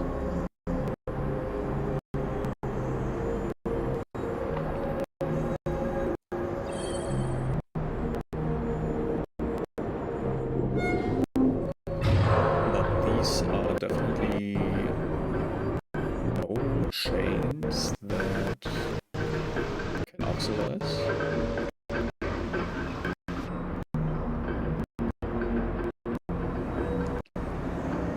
Doesn't mean they are gold. Gold is actually quite the soft metal. So I would almost assume if you made a chain like this out of pure gold, the chain would break pretty fast because it's not really a durable metal.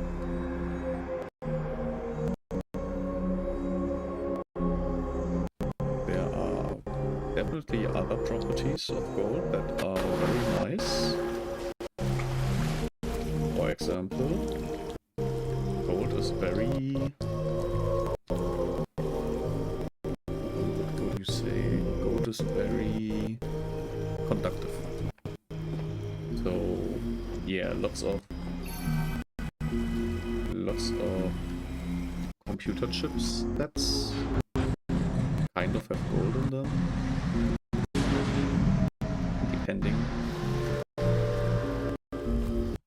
Depending on the use case.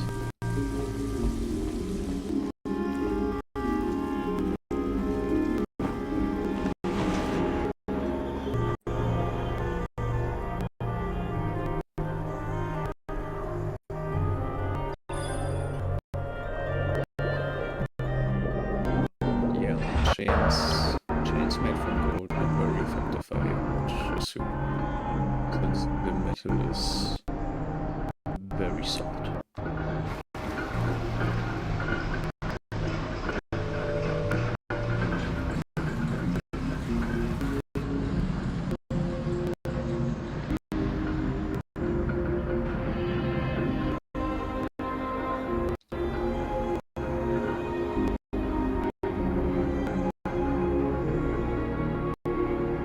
I see over there is another nest that I would want to with me. Close to a skeleton of some kind. Which, as it looks like, is kind of a dinosaur skeleton.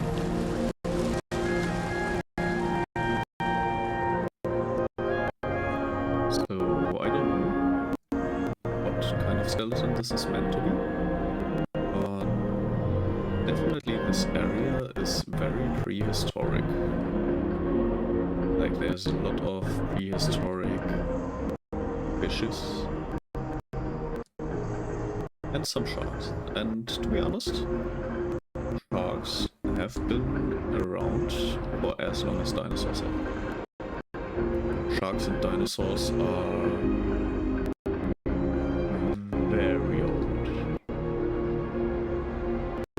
You are one giant turtle.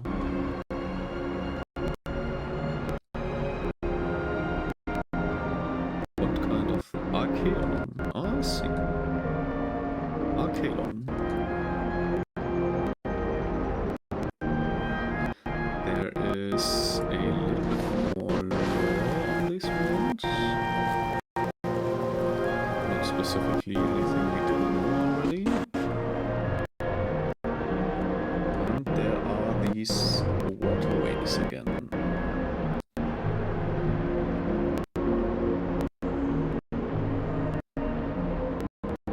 And I guess we activate this one.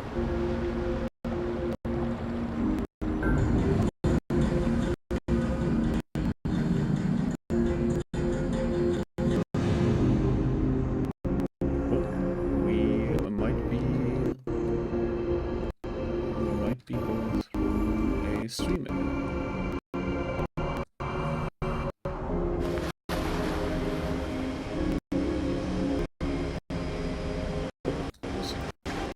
So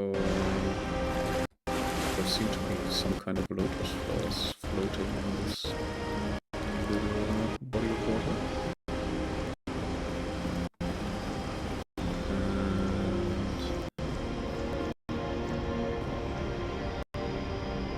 Let's see, I guess we came from this lower, from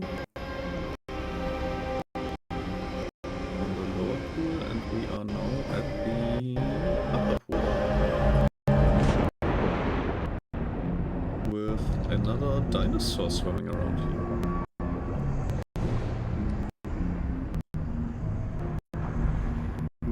Paula would have a field day, I think. Like, what kind of dinosaur are you? Come here, little guy.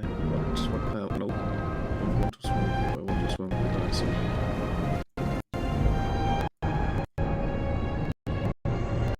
What are you? Elasmosaurus. Interesting.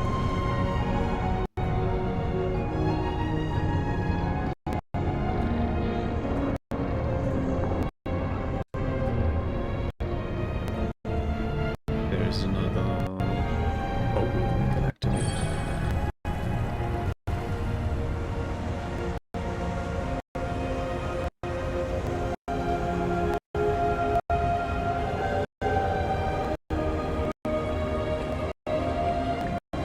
Looks like we have like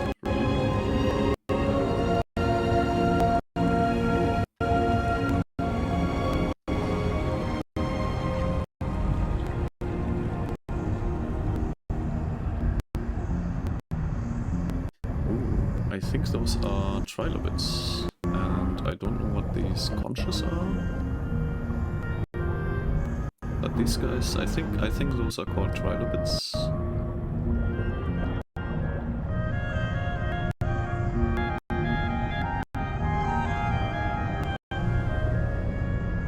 Kinda sad that I have to do the meditation stuff and sometimes still not get a good answer, basically. Interesting. Oh, Nichtiosaurus. This is apparently an Ichthyosaurus.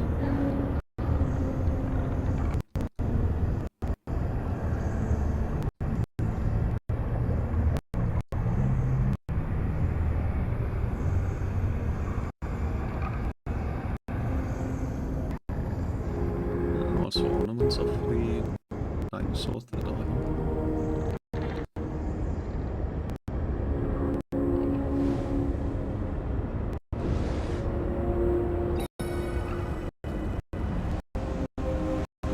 And I saw a nest that I will try to get to immediately. Since most dinosaurs lay eggs, I would assume there's another dinosaur waiting for us.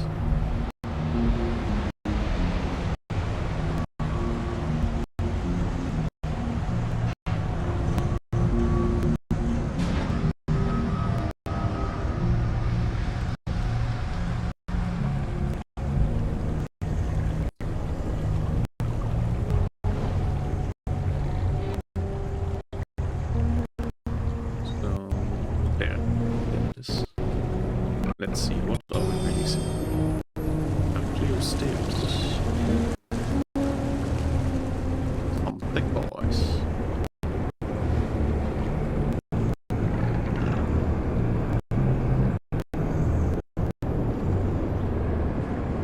Also, I think those are the first non-shark statues, and I think they are array.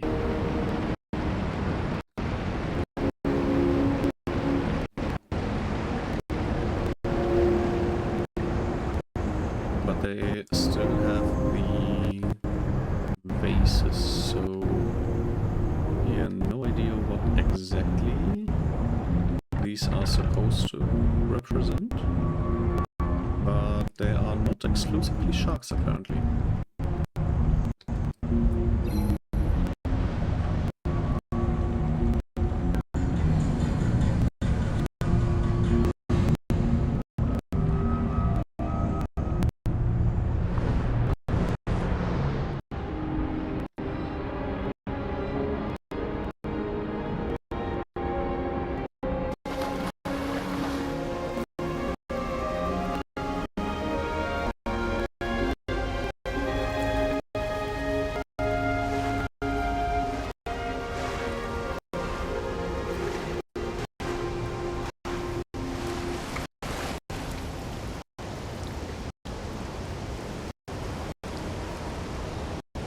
Very calm again, so I assume we are going to find another coral spawner.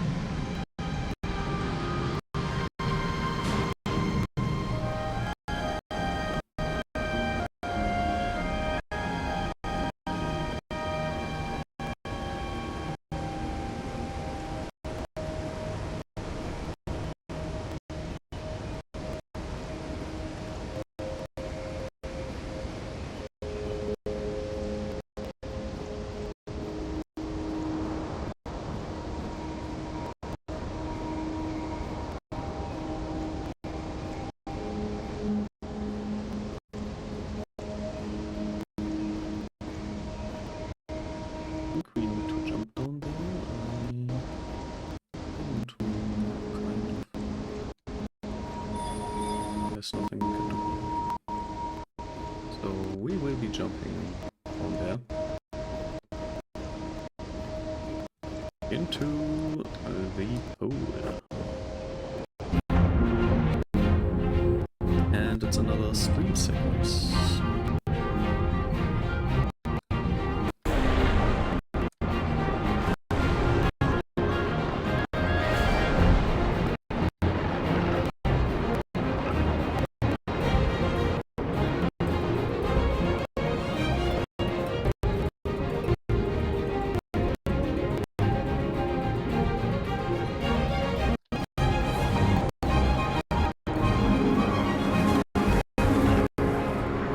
Still.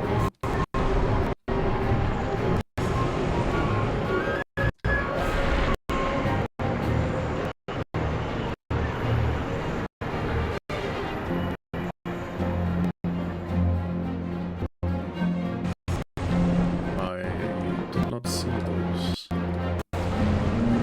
Didn't notice there were fish.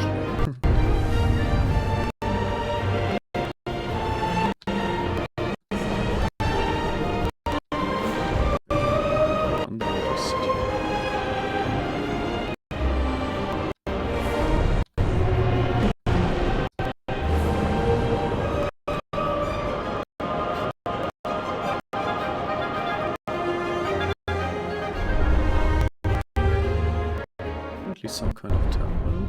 Oh! This very much resembles the spiritual cathedral, basically.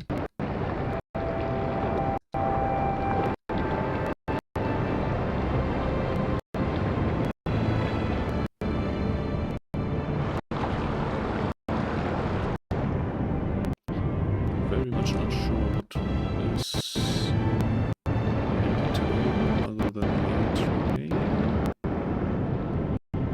See what we can view.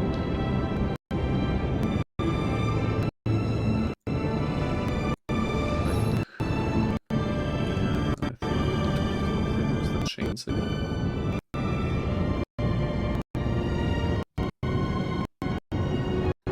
A lot of other things to do.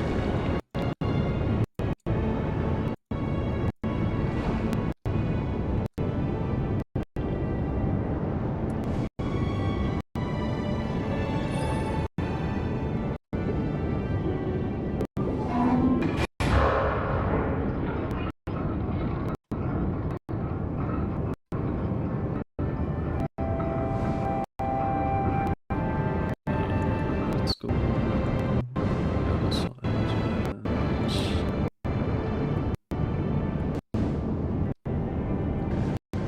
this as well.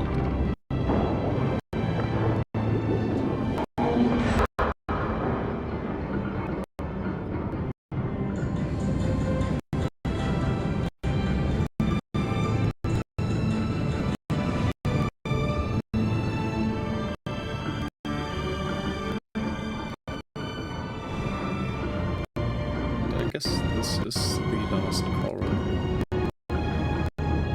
that we are going to release. It's quite a big one.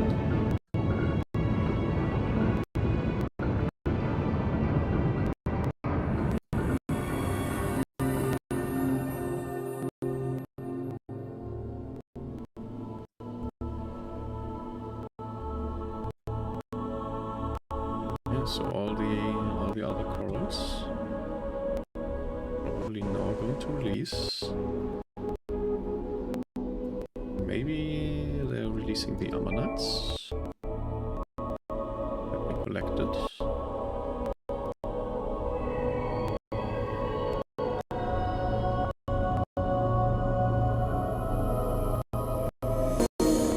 Oh, it's our friend.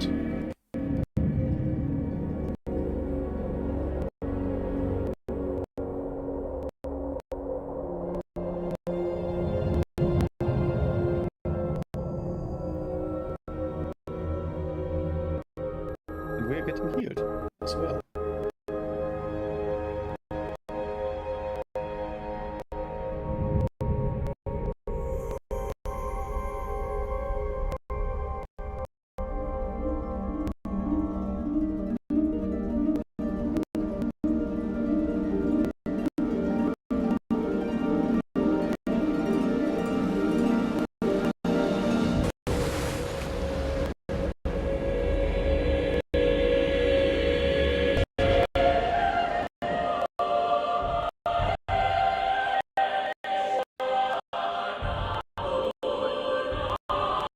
Yeah, let's swim together. Right, the great white shark. Yeah. That was apparently an actual chicken. So...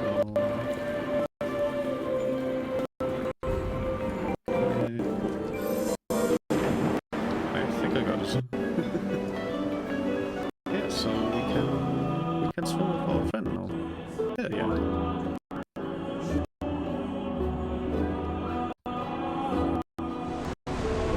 Let's go.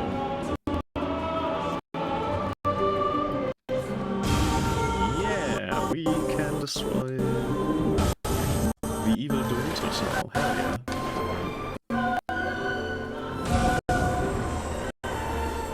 We are gonna get revenge.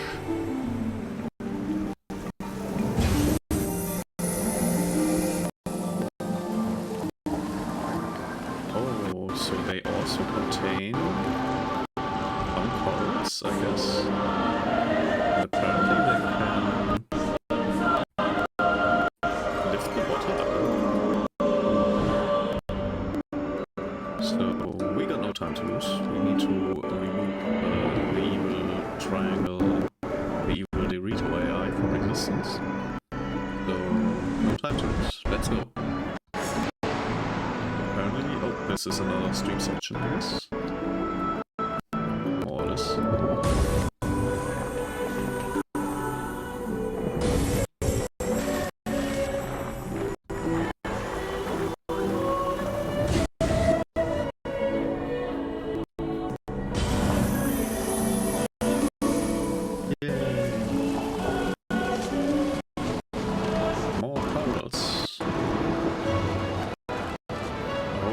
First one was Mantas.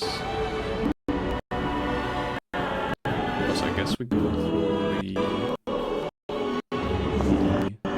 earlier oral segment, which means next one will be Rare Sharks.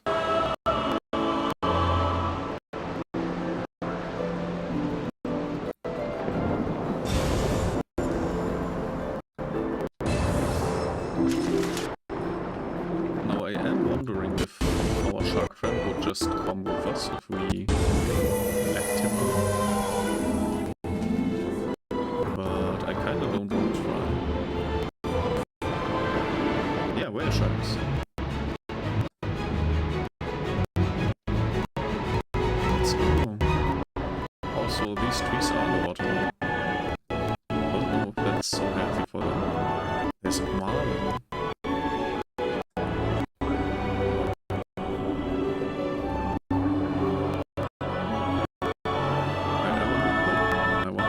See the marlin. I think that's a marlin. But I don't seem to be able to ride him because our shark friend is kinda clingy. So yeah, I would just assume that that's a marlin.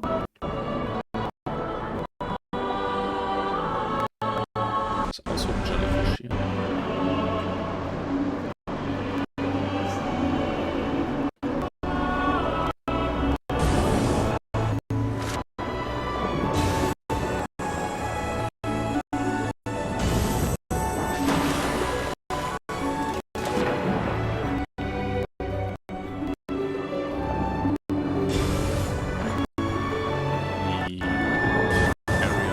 The triangles get destroyed is very generous. Which will be very helpful because otherwise I don't see how getting this evil Dorito would be manageable. Yeah. First of all, oh, this one's right.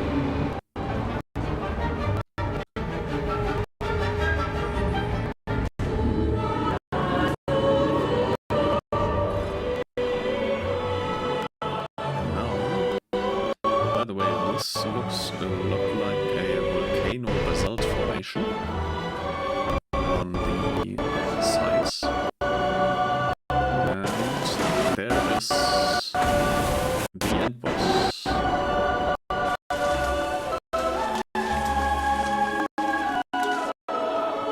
Yeah, this is usually these kind of stones formed at cliffs where volcanoes are active, basically. Kind of. I don't think that's exclusive, but these are like basalt stones, which are usually found near volcanoes. If I remember correctly, this is kind of speculative, because that knowledge is basically a fact that I kind of picked up.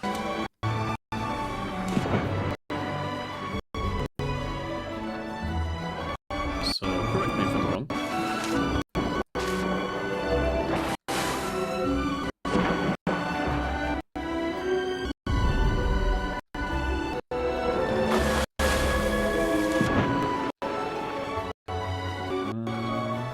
This appears to be not how I wish it to be.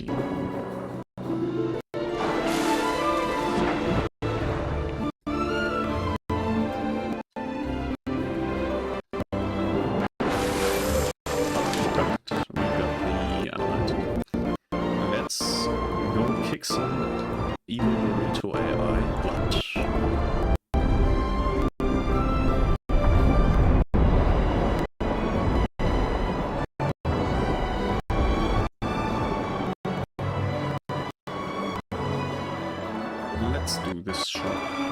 Oh, our shot friend does not want to come, I think he had enough. So we will do this alone, I guess. Never mind, we are together with Shark. And we will be absolutely wrecking those evil Doritos.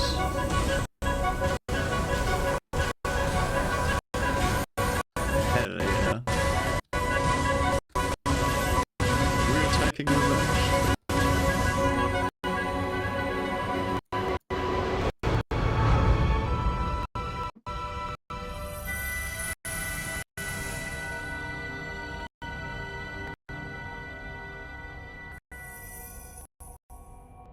We did it.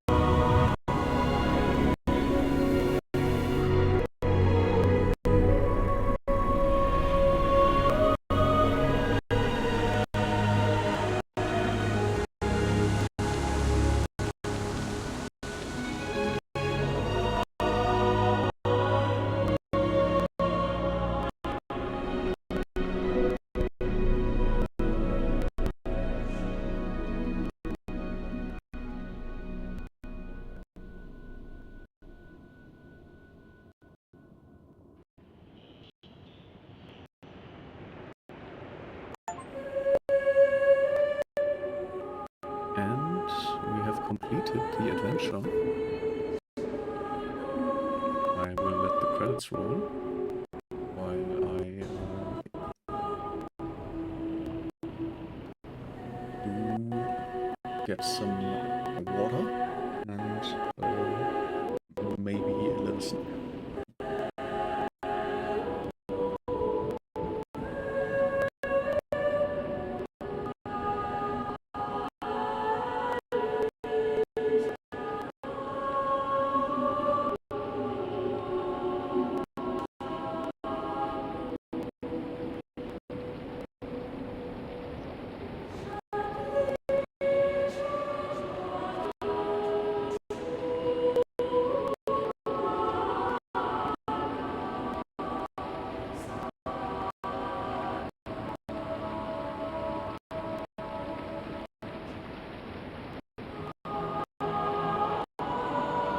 Alright. So,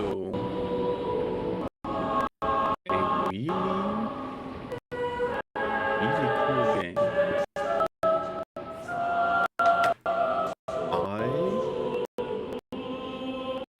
would definitely classify this game as one of the more art than game type of game. So I would say this is more of interactive art than a game. But there are collectibles. So if you want to kind of 100% the game, there is probably a 100%.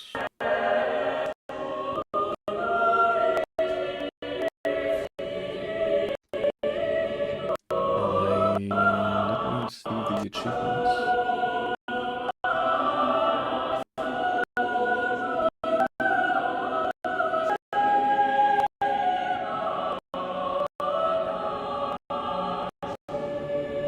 Add all secret shells to your collection, so there are more secret shells.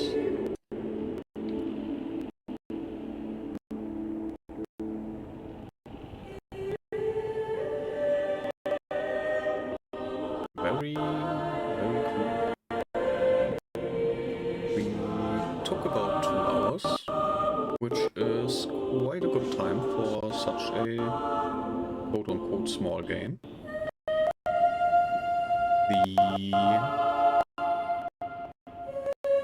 I like the story and the lore.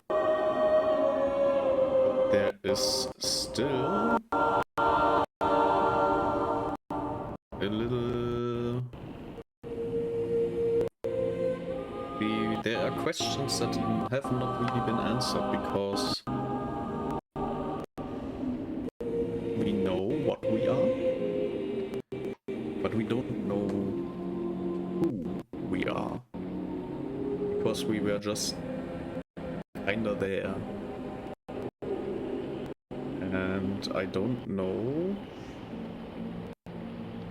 what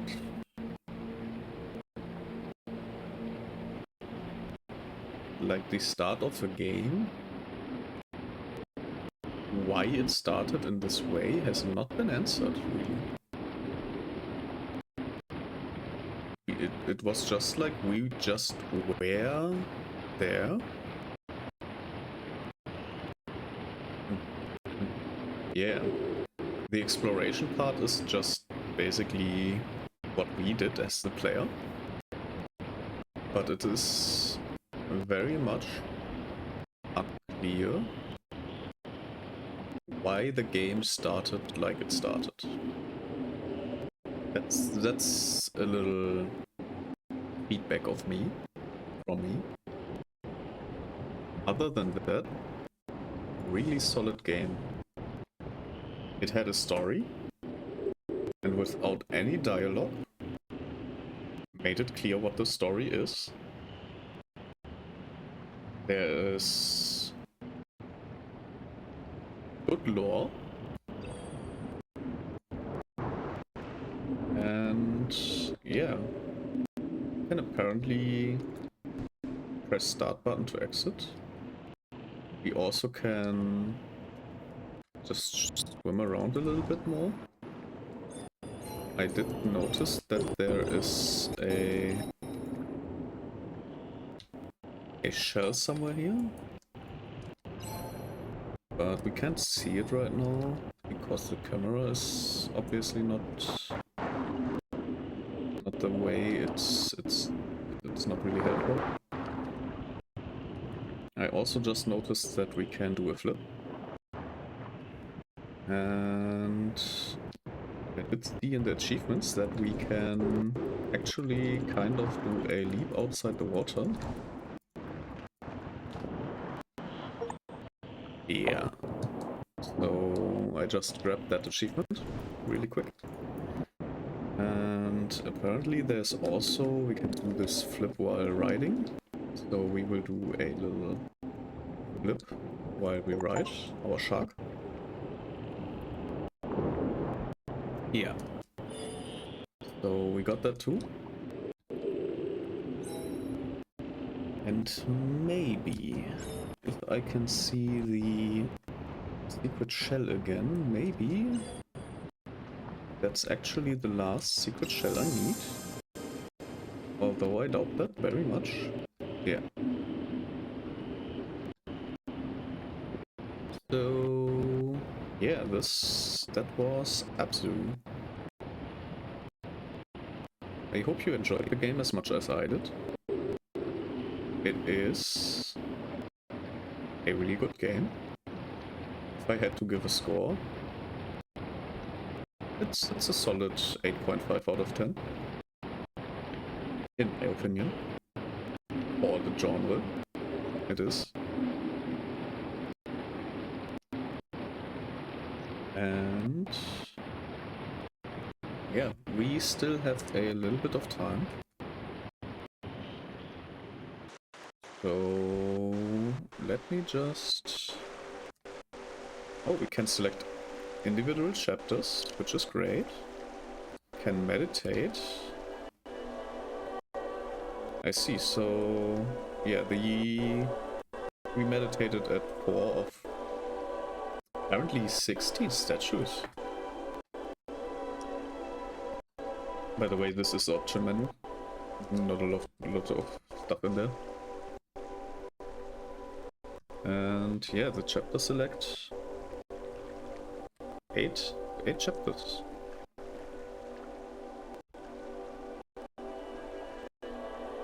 Yeah, really great game. I can only recommend. So I will be shortly going to the just settings section. We are not still, we are not ending stream right now, because I do want to stream a little bit more. I will see what I can offer in the meantime. I could technically play a little bit more Slimerancher. I think that's a good idea.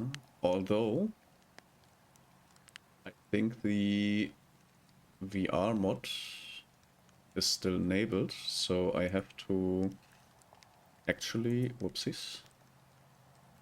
I have to actually go to the properties, and was it minus VR or something? I have to read the mod first. Was it? It was Nexus mods, I think. Nexus mods.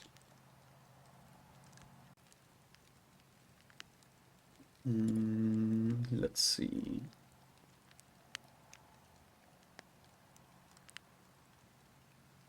Nexus mods, download history. The VR. And what did they write? No VR. That's the argument. So to start the game without VR, we add the argument, and then it should be completely fine.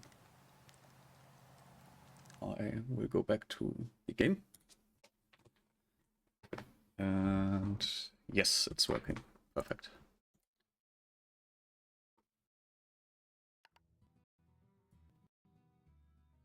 Although I am not hearing any sound for some reason. Oh, because I see. First of all, for some reason the audio has been very much reduced. Okay, this is normal. And we will go to normal sound here. Perfect, alright. So we will play a little bit more of Slimerancher.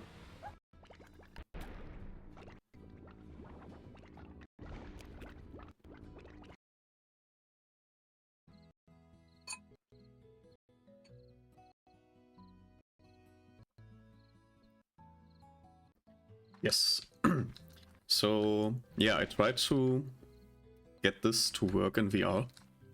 I still hope that it will be VR tomorrow. But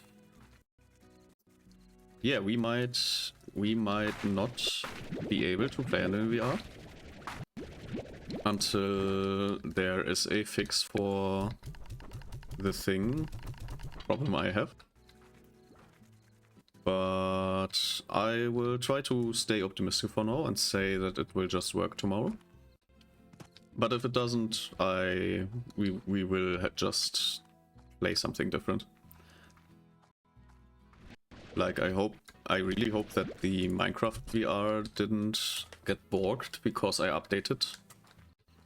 Oh, and also I need to change the game, I forgot.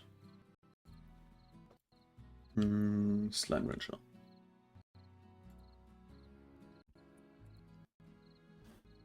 Let's go. Alright, I seem to remember that we did add some more slimes to our farm. Although I don't know what our next step basically was. I do know that we will probably want to have more. They all seem kind of hungry. We do want a lot more money, if possible. So we will try to get some magma slimes, I guess. No, wait, these are... No, wait. No, wait. No, these are normal magma slimes. And we will probably try to cross them with the phosphor slimes. Because phosphoric slimes are quite docile. And I think if I remember correctly, we had like a bunch of them here already. Yeah. So they will just... If we combine them, they will just go for the cube berries whenever they want to. And then the magma slimes don't really have... Whoops. Get back there. Okay. This mouse feels weird. But it's the normal... Okay. I will just... deal with it, I guess. But yeah, what were we doing? Probably exploring a little bit more. Yes, we did buy this region where we can get hen hands every time we want to. We also have the shortcut to this area. And it is the middle of the night, so everything is a little bit more dangerous.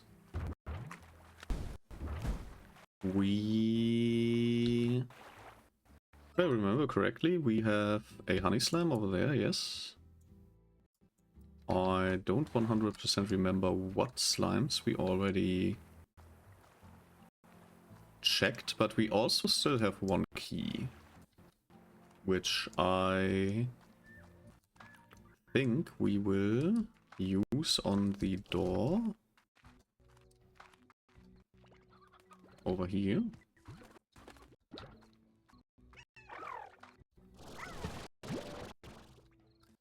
Will also grab myself a little magma slime, or if I can, a little magma plort. A boom slime. So apparently in English it's a boom slime.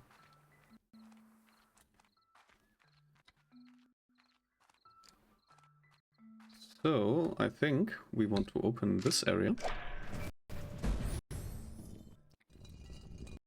which reveals a little temple.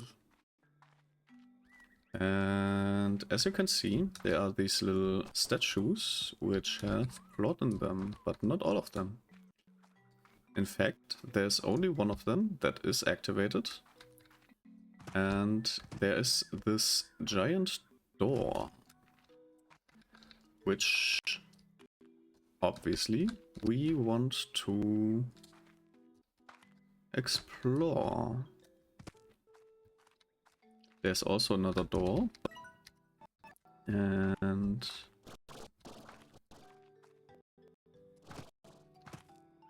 I don't know, I don't think there's anything really here. Oh, there is a cat slime, so we do also need a cat. But most of the statues are quite manageable to get the plot off. Especially if you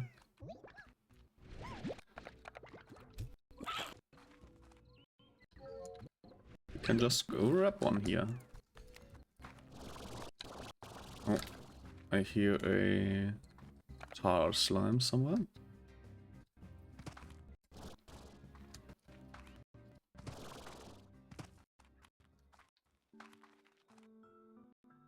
Alright, let's go over there and activate them. Wait. Yeah, they also make a little funny noise when they are activated.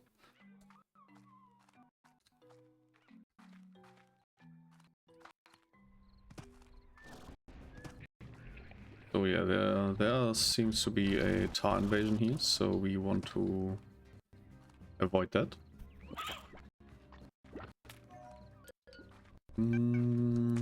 But let's grab some boom plot so I can get you away. I don't need puddle plot. Puddle plot is actually a little bit counterproductive.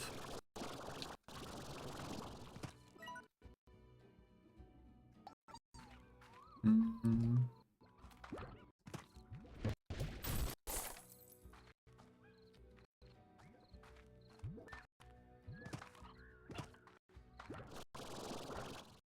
Still kind of, because... Oh, wait, those are just wherever. They are just normal carrots, but they are very dark. Like, they are grey, and I thought they were a different kind of carrot.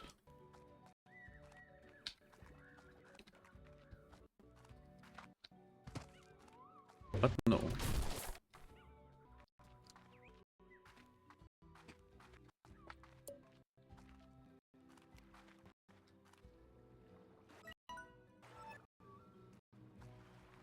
Don't have any mint mangoes on me. In fact, I think I will just go home at this point and grab myself a few...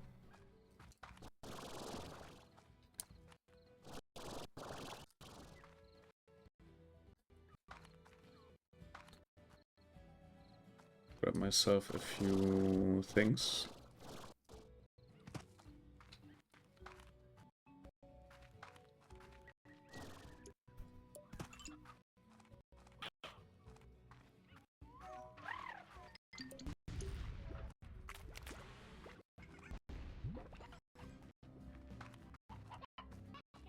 And maybe also sleep, because this is kind of getting annoying. Where are you? But yes, I will feed the boom plot to these guys.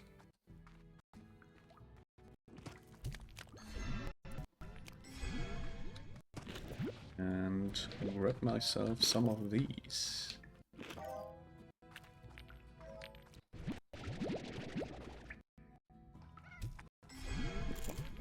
Oh, unfortunate.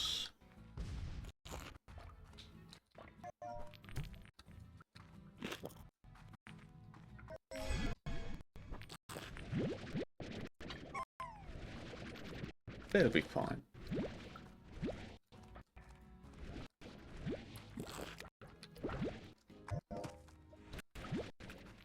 More boom plot, perfect.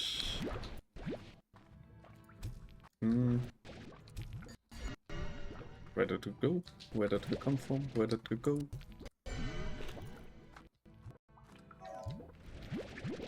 Yeah, so this is a very effective way to multiply your plot.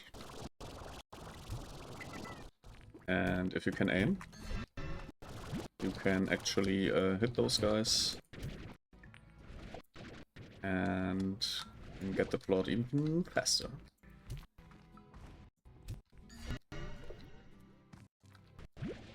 Oh, he boom. He did the boom. Still one. Alright, so this should be fine. I think this is okay. We have lots of phosphorus slime. Plot, I mean. Which we are gonna sell, except one. And we are going to grab ourselves some mint mangoes. I don't think 13 will be enough, so... But unfortunately, these ones are also empty. But it does seem like they are quite happy with a medium feeding speed. So I will feed them later again. For now they seem to be satiated. Because I do want to go to the honey Gordo. And we actually didn't need to sleep. Already day again. Yeah, jump all around. You don't scare me.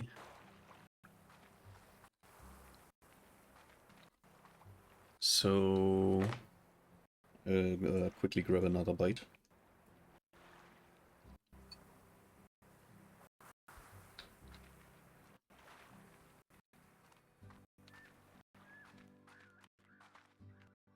Because I am kind of hungry. And the last meal I had today was at lunchtime, obviously.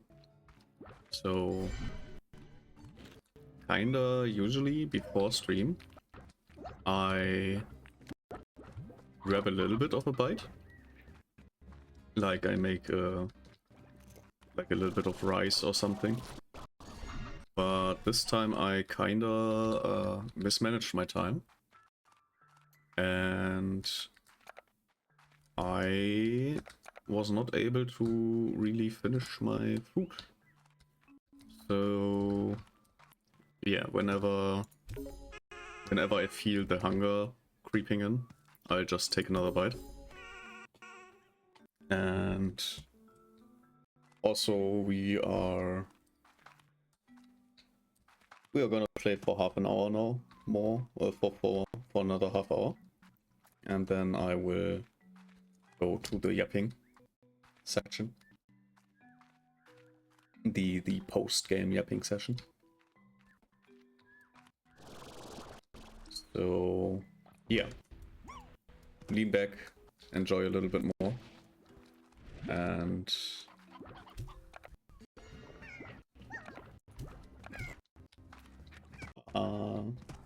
yeah, let's enjoy the half hour of gameplay that is still to come. It's not like that I want to strictly enforce anything, but I think that that's a good time, basically, because I also, it's gonna be 11 PM, and on weekdays that's around the time I go to bed, so do not destroy my day and night rhythm. I tend to just on the weekend still go to bed at the same time or around the same time. It makes my life a lot more enjoyable. But I also, if there is like an event or something, then obviously I will also stay up a little bit longer. But in general, it's a good idea to just go to bed around the same time every time. It's a lot more healthy because everyone has like an inner clock, obviously. Some have a more accurate clock than others. But you can seriously mess up that inner biological clock, which can bring different kind of health issues.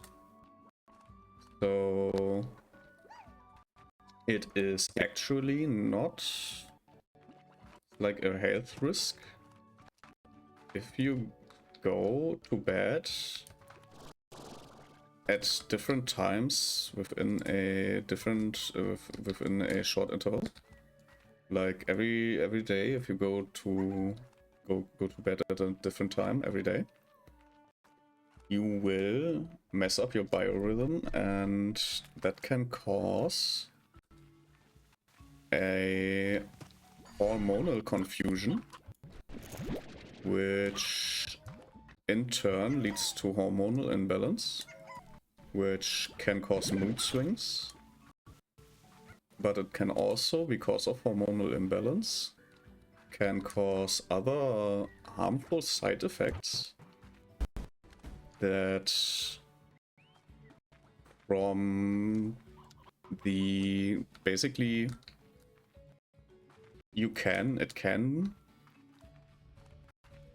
if you're lucky, there is no change, no feelable change if you're lucky, but it can also hormonal imbalance like that can also cause to problems like cancer and heart problems.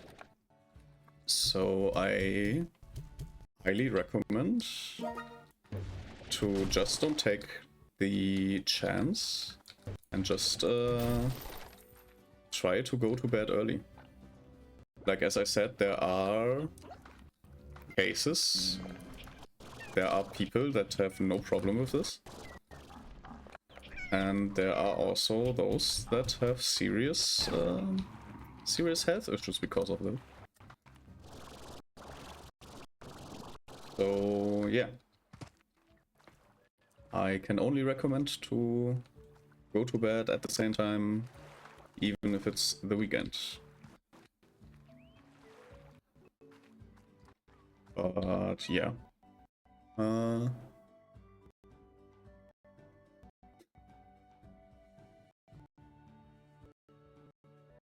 Okay, I think we already read this. I seem to remember this dialogue from, I think Henry was his name. So, oh yeah, I think I also know where we are now. And we cannot really get anywhere from here, I think.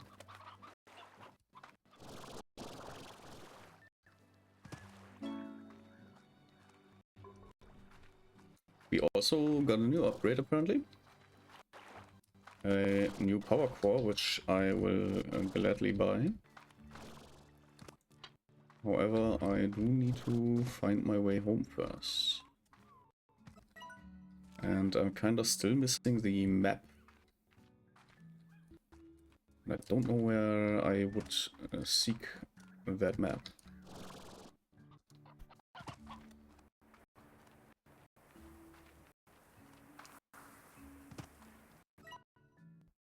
I highly advise you have a jetpack and a few upgrades before tackling what's ahead. The land is all broken and twisted, and there's plenty of feral slimes about who you won't see coming before they blast you right into the sea.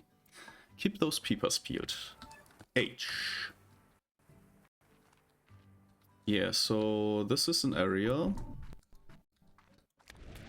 with yeah, those honey hunter lagos, which kinda don't really like us. There is a...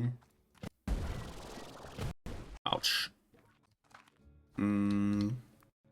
There is a thing we want here, I think. So first of all, this is a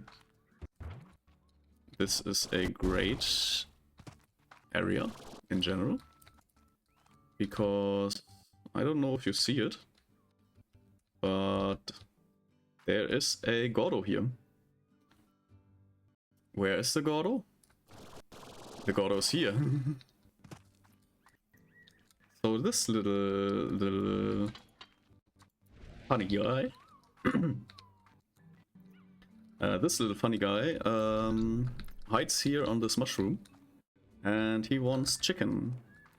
Unfortunately, right now we do not have chicken, but his wish shall be granted as soon as we have a good chicken farm.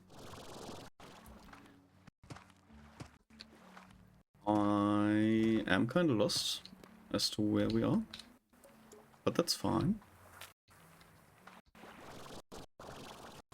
These are, by the way, not the chickens we want for him. I think there are other better chickens.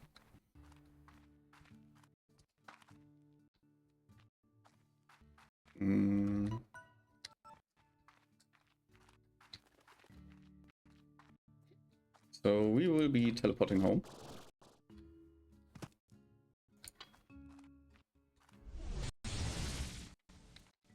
First of all, I think, yeah, the mangoes have been wood to the floor.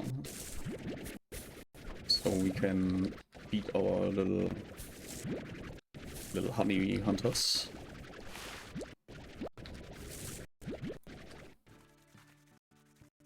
They are ready to eat, goddamn. There are also loads of heartbeats, which we will be putting into the feeder.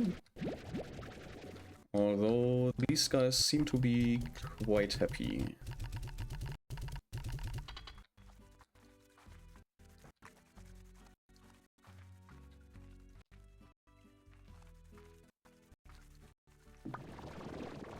But we have loads of plot. Oh no. Okay, I underestimated the plot amount.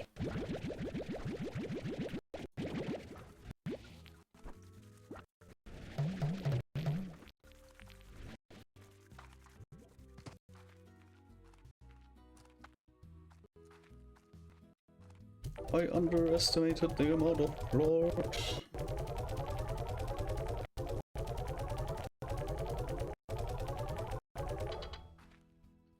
I'd say that was pretty successful. Now let's clean this up before it gets somewhere where it shouldn't. And then we can look into the upgrades and upgrade our power core. Very, very nice. We don't really need the water upgrade still. Not really anything we really need.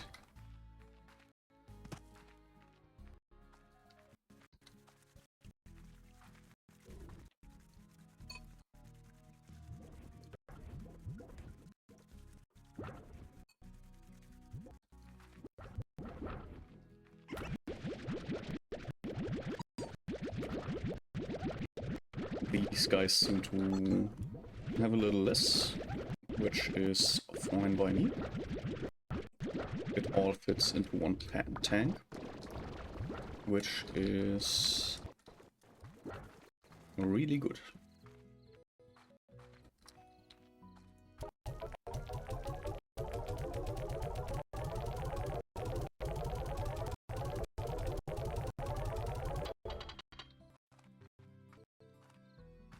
Yeah, so we have a lot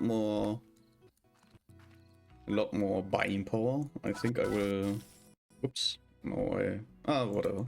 I'll just buy every upgrade. Not really any problem with that. We will also go to sleep until morning.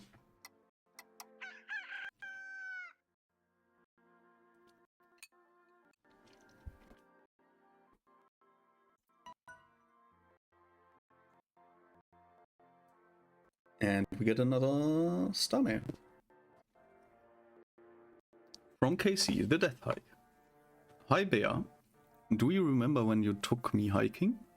I still didn't know how serious you were about the whole outdoors thing then, and your idea of a hike just about killed me. I showed up in normal clothes and shoes, and you were decked out and had a pack on and gear. It was a nightmare for me, haha. I think it was around the 5-mile mark when I was drenched in sweat and ready to collapse that I realized our ideas of fun were two very different things. Also, you weren't even out of breath then, and I still totally hate you for that. Casey.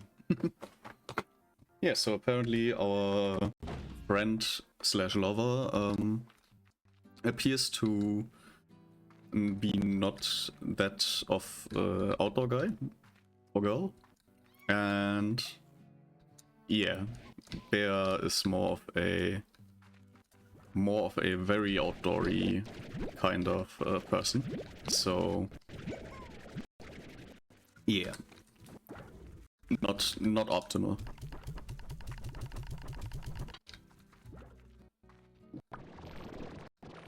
But I do think that different hobbies don't mean that two people can't vibe with each other.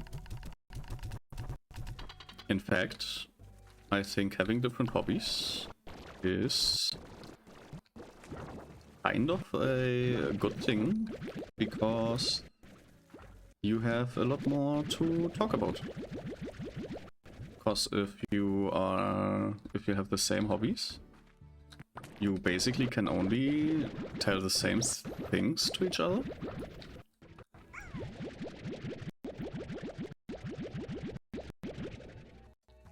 But yeah, it's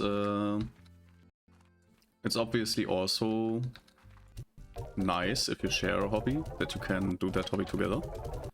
So it's kind of a you win some, you lose some. Nonetheless, I think hobbies do not define how people will, at the end of the day,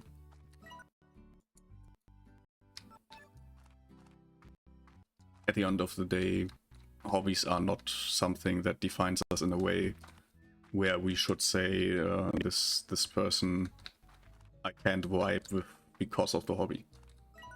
There are obviously some exceptions, but in general, like as a rule of thumb, 80%, I think having different hobbies or same hobbies doesn't matter.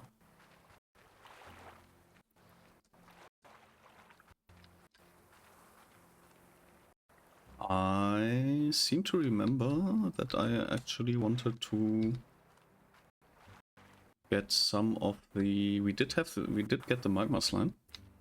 I remember that we still need the radioactive slime. And I forgot these guys exist. So I will grab one, and the next carrot I see will be in his belly.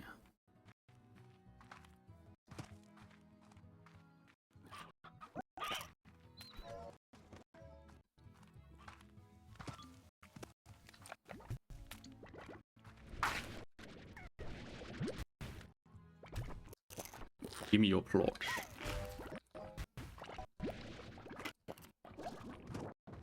So I think if we go here, first of all, these guys will ambush us.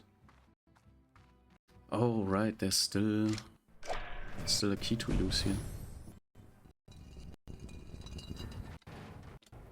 Ooh, indigo quarry. Perfect.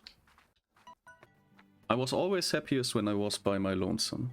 Places like this old quarry really suited me. Nice and quiet and mostly empty. So I figured that life on the far, far range would suit me just as well. And well, wouldn't you just know it, I come all this way and the first person I see, well, she changed how I saw things, I guess. Quiet wasn't good anymore. I liked her laugh. Ah, Henry apparently found love here, which is great.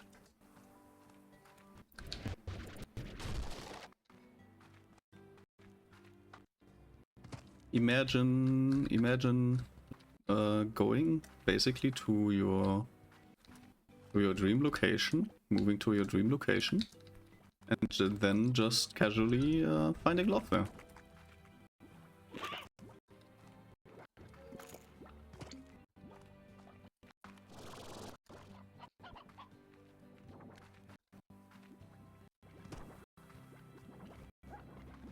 Oh.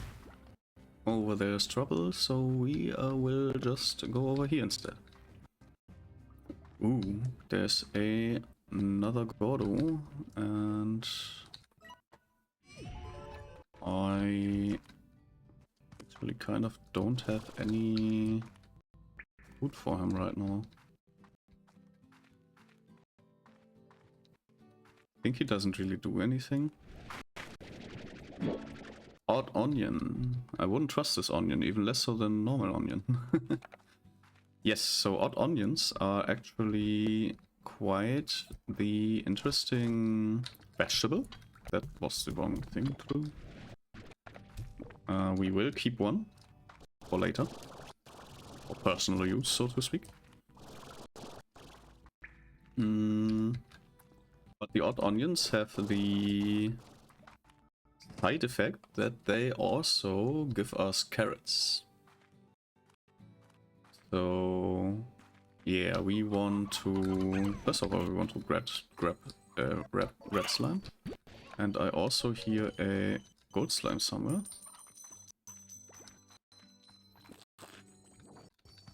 But I can't see it. The money cat!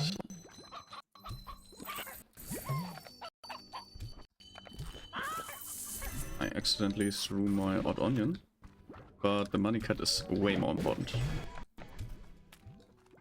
I don't care about anything else. The money cat is very important. Feeding the money cat gives money, obviously. I don't know the exact rules, but yeah, our inventory currently is kinda full. We can get one more thingy.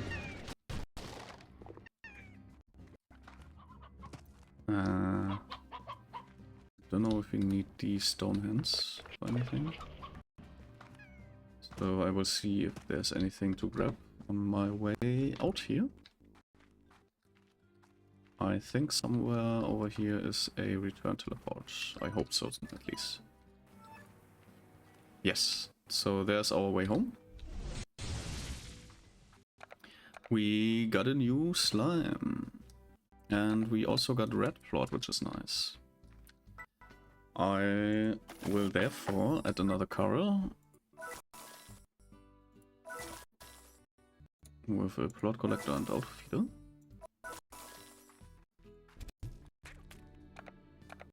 And right next to them, I think they like the okas, goddammit. Which of you like the odd onion? Can't remember. I will put the odd onion into our silo for later use. I will put one red plot into this thingy, and you guys all seem very, very happy with yourselves. I will grab a rock plot and a honey plot. And then we will go back to the other location, the ancient location.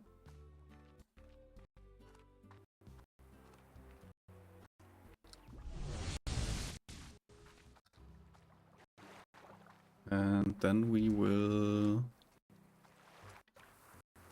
just be,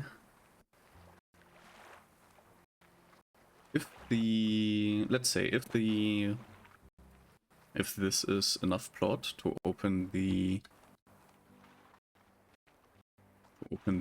thingy, the door, then I will show you what's behind the door, because we don't need to go too deep into what the door offers. But on the other hand, if it doesn't, if the door doesn't open, then I will just go home. We will then go into the post-game yaps.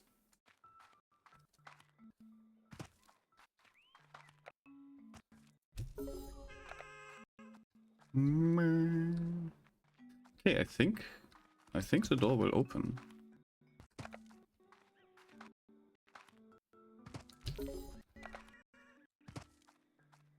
Yes.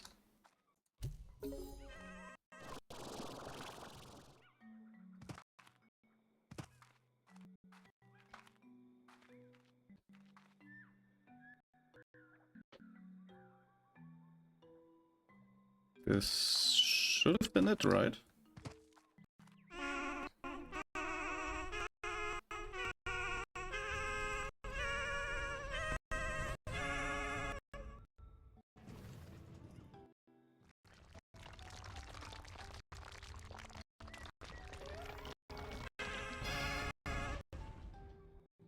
Ta-da!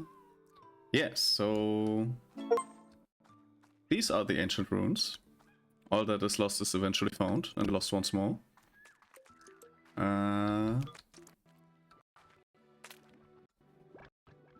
Very good music.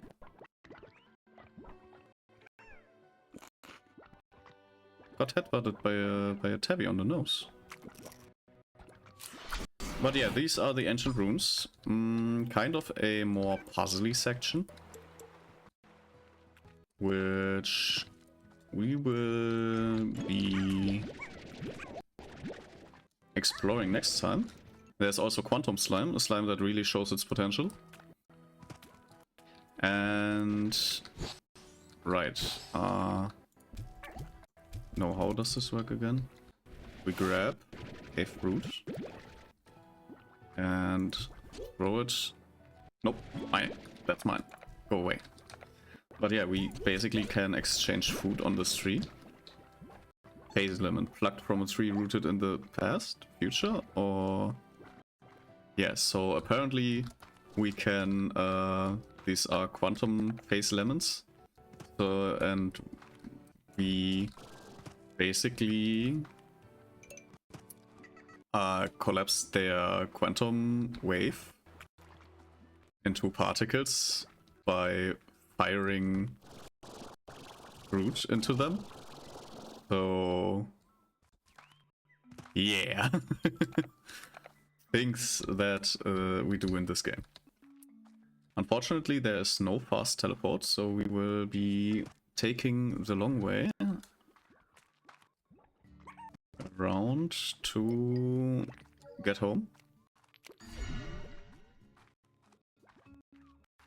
We also still don't have the map of this area, which is kinda annoying. Because I don't know where it is, actually.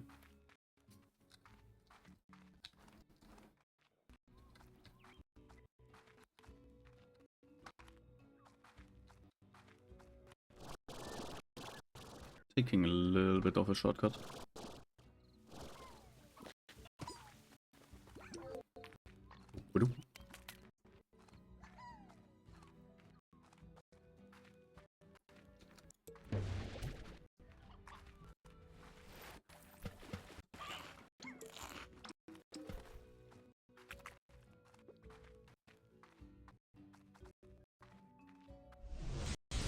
Hello, we are home. I will store the phase lemons. I also, for the future, will already put another silo here. We do want to just upgrade the silos, usually. But this one we will need, because yeah, we are gonna have some more items that we will have to store for later use. We will just quickly put all the fruits in the feeder and do a little sales. I also just noticed that we will not be getting any big plot amounts from our guys in the cave, because I forgot that the plot just disappears. So that's not too bad, but obviously something I should have thought about, but didn't. So yeah, we're just gonna sell this really quick.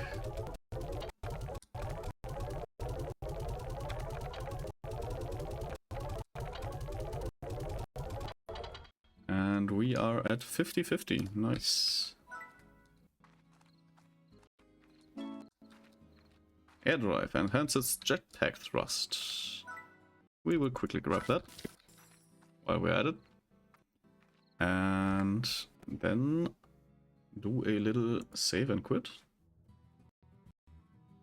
I will try to start the VR version of the game tomorrow. I really hope that it just works. Would be great if it just worked. But yeah, I don't know. I don't know. I really hope it just works. Let me remove the OVR argument that I had to add earlier, so that it will start with VR the next time. I will clean this up later. Yeah, but that was, first of all, that was Abzû, and if I say so myself, it was absolutely a great game.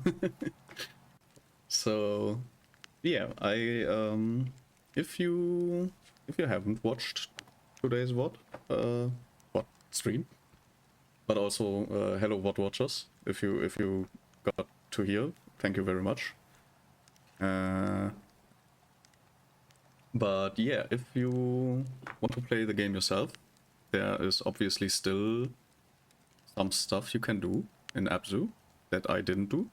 For example, finding all the shells.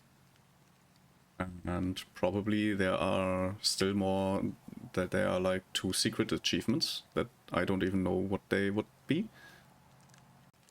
So if you want to play the game, I highly recommend it. If you want to, I think it was on sale or something. But yeah, I really liked Abzû. It was a great game. Can only recommend. And in fact, I think I know somebody that would greatly enjoy the game. So it's also not. It's also very. Yeah, if you want to get Abzû, it's reduced to €5 until the 10th of July. So I can only recommend getting it. It's usually €20. So get it now if you can.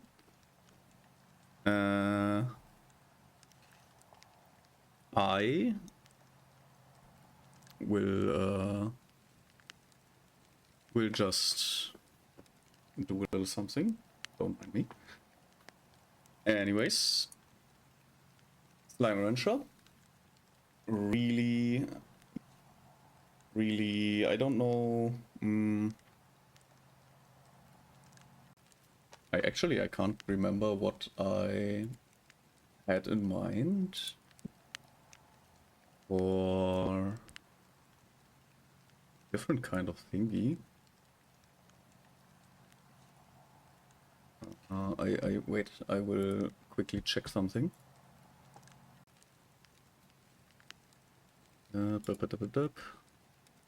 My posts. What did I do? What did I do?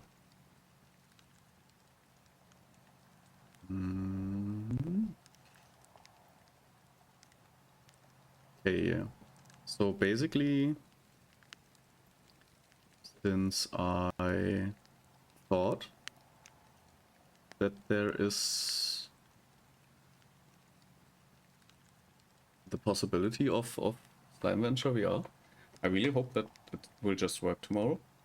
Otherwise, we will move it back to the Friday. I don't think I really started anything else. So it would be okay to just move back to Slimerancher normally. And I will try to get it to work someday in the future, hopefully. Although we are also almost done with the game. There is still lots of stuff to do, but I would say we are 60% done. So most of the game we have done. Other than that, I would get a new VR series going then, if Slimerancher VR does not work. Let's see from my VR games. Like if Slimerancher VR doesn't work, we will be playing, I think, what was it? Pixel Dungeon. We will play the demo of Pixel Dungeon if VR Slimerancher doesn't work tomorrow. So that's a demo I wanted to play. If we get through the demo within like 3 hours or something, I might take you on a trip through the Museum of Other Realities. Like a short, very short trip, just as a demo. Because I can only recommend going to the Museum of Other Realities for yourself. Because it is a lot more impressive to go for yourself if you have a VR headset. It would be basically if you saw all the stuff in the Museum of Other Realities only on a 2D screen, it would be very much a waste of time, in my opinion, because the experience is a lot better if you are the one in VR in the museum. But I will make a very, very short showcase, basically. And let's see if that is still... If I still feel like I would think I will go for 15 minutes or something in the Museum of Other Realities. There are a few things that maybe I can fill half an hour with a sensible tour. And if that's not enough, I have a nice backrooms game where we can just go through a little VR backroom experience that is actually really relaxing. So yeah, if tomorrow might be a little bit more on the freestyling side of streaming, so be prepared for that if Slimerancher does not work. That's the condition. Other than if VR Slimerancher works out, that would obviously be great. But yeah, it might not work out, and then we have the backup plan. So be prepared for either of those.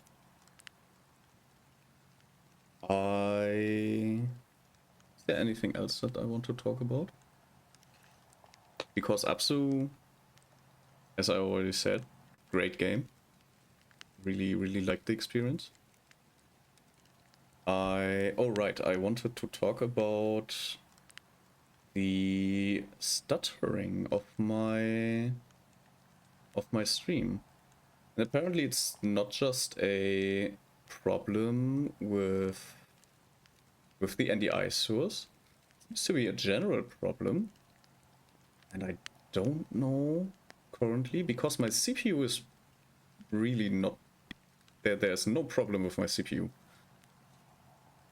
And apparently, from the data I can look into here, there are 0 dropped frames, apparently. So there's either something wrong with my settings, or... Actually, I don't know. I can't really wrap my head around why. Apparently also I only have 15 FPS or something of 60, which bewilders me. I don't know why. Like, apparently also has a little bit to do with the studio mode I am currently in. If I remove this studio mode, what does it do? Actually nothing. It does not do anything. Never mind, I can get 2 additional FPS apparently. So yeah, it's maybe it's my graphics card. Maybe I need to upgrade my graphics card. Although I seem to remember that it should be fine to stream in the quality I stream in with the graphics card I have, because although I don't remember which graphics card actually is inside in this computer, but I think I have it. I wrote it down. I wrote it down in my about section, I think. Let's see. Did I write it down in the about section? We will find out after my keyboard decided to get the thingy. Also, apparently, I did not know that. I just found it out because I opened my normal screen, my normal stream. But apparently, I am streaming only in full HD, which I was not aware I was doing. In that case, how can I actually... oh, I think that's an affiliate feature or something, right? That I can turn down the quality of the stream on the stream. I think that was something that was affiliate locked. Anyways, apparently I have a GeForce GTX 1060, so maybe that's the problem here. Maybe I need a better graphics card. This might be a problem. There's also a little bit of a RAM bottleneck, apparently, so... Konbanwa! Konbanwa, Scarwolf. Or Frozen. Konbanwa. Genki desu ka? No, wait, it's Oh Genki desu ka. So... yeah, I was just discussing what could be the problem of the graphical issues I have with my stream. And I guess I will buy a new graphics card and see if that solves the problem. And after that, I will swap my RAM for a faster RAM speed. So yeah, that's a thing I will probably have to do, because every time I watch my stream and my VOD to analyze what I can do better, it annoys me that the frames sometimes just break, that there's like a little freeze frame in between. So yeah, once I will check out prices right now. I use a website that is called Geizhals, and Geizhals is basically a German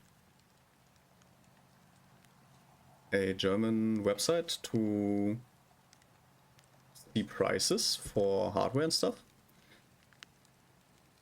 And apparently there is geizhals.eu, and there you can also swap to Austria, the UK, and Poland, apparently.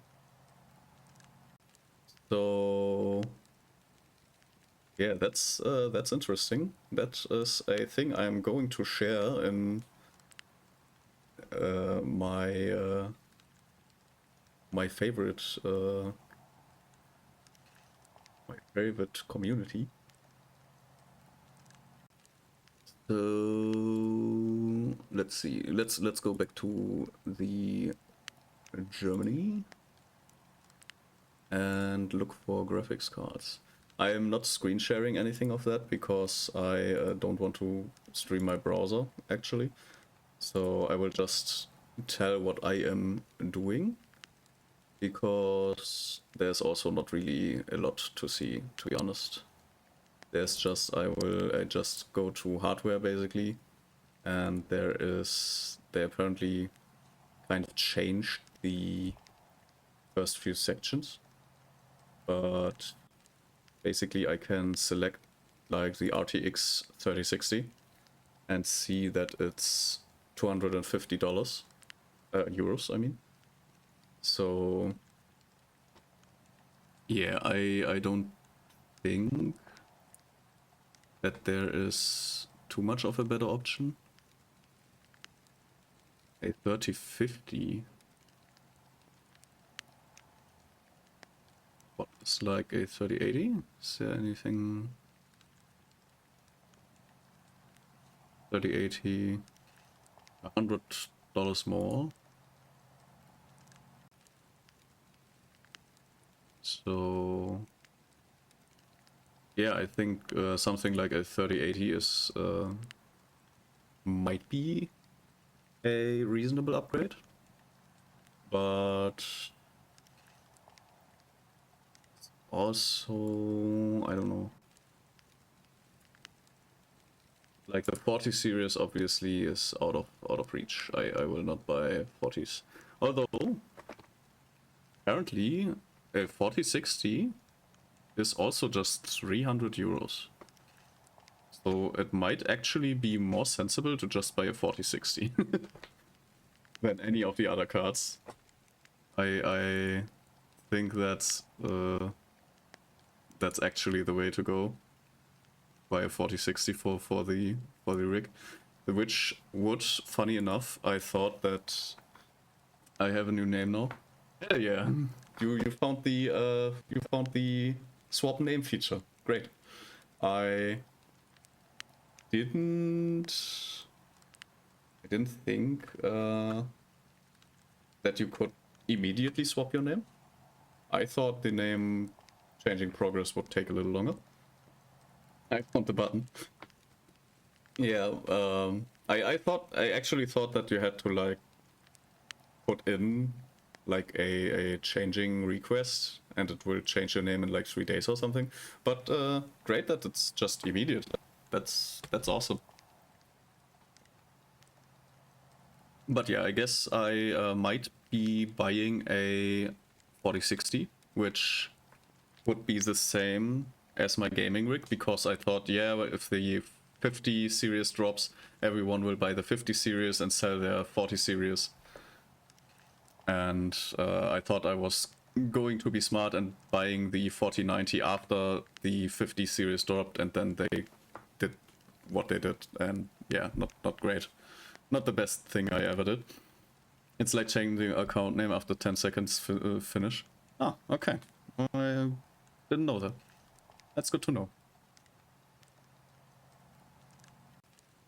But yeah, I guess I will take a note that I will be buying the 4060 for my computer that I use for my Linux machine, and if that doesn't help, I guess I will just need to buy a new RAM as well. But yeah, I hope that will be enough to work out. I also remember that there is apparently a add-on for my browser to see more of the lurkers on my Twitch, because apparently not all of my lurkers are counted. I'm still very grateful for everyone that is lurking. But Twitch is being a little, yeah, there's no better, there is no good word. Twitch is being a little asshole and not counting the lurkies, which I am very sad about, but I still appreciate you all. And with that, I thank everyone who's been watching up to now. Thank you for watching. I will be doing a raid, I think. Let me quickly see who's streaming. Alright, so if I open my raid history,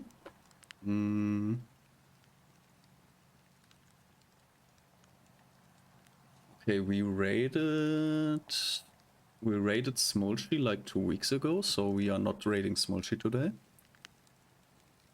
Who could we raid? There are lots of people there. Unfortunately, we did raid Final Frost last stream, so we will be doing a little bit of a cooldown there before we raid her again.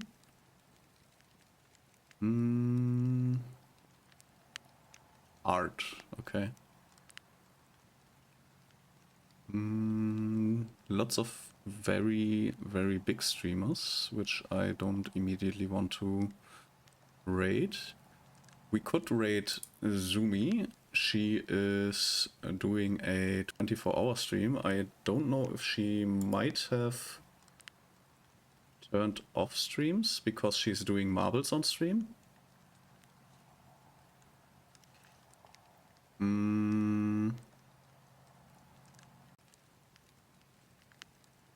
Who else could we raid? Just... You know what? Because I will not have the chance in the future. I think I will raid Kitania. She is playing a little to the left, I think. Yes. Kitania is playing a little to the left. She is a anglerfish VTuber. And she will be graduating in like a few weeks. So yeah, I want to, even though she has like a really, really big audience, I do want to rate her. So yeah, what do I do? Right, I do the raid message first. So everyone who's ready, you can copy that raid message. And basically, once we entered her chat, you paste the raid message. I really hope that she did not turn off raids. So yeah.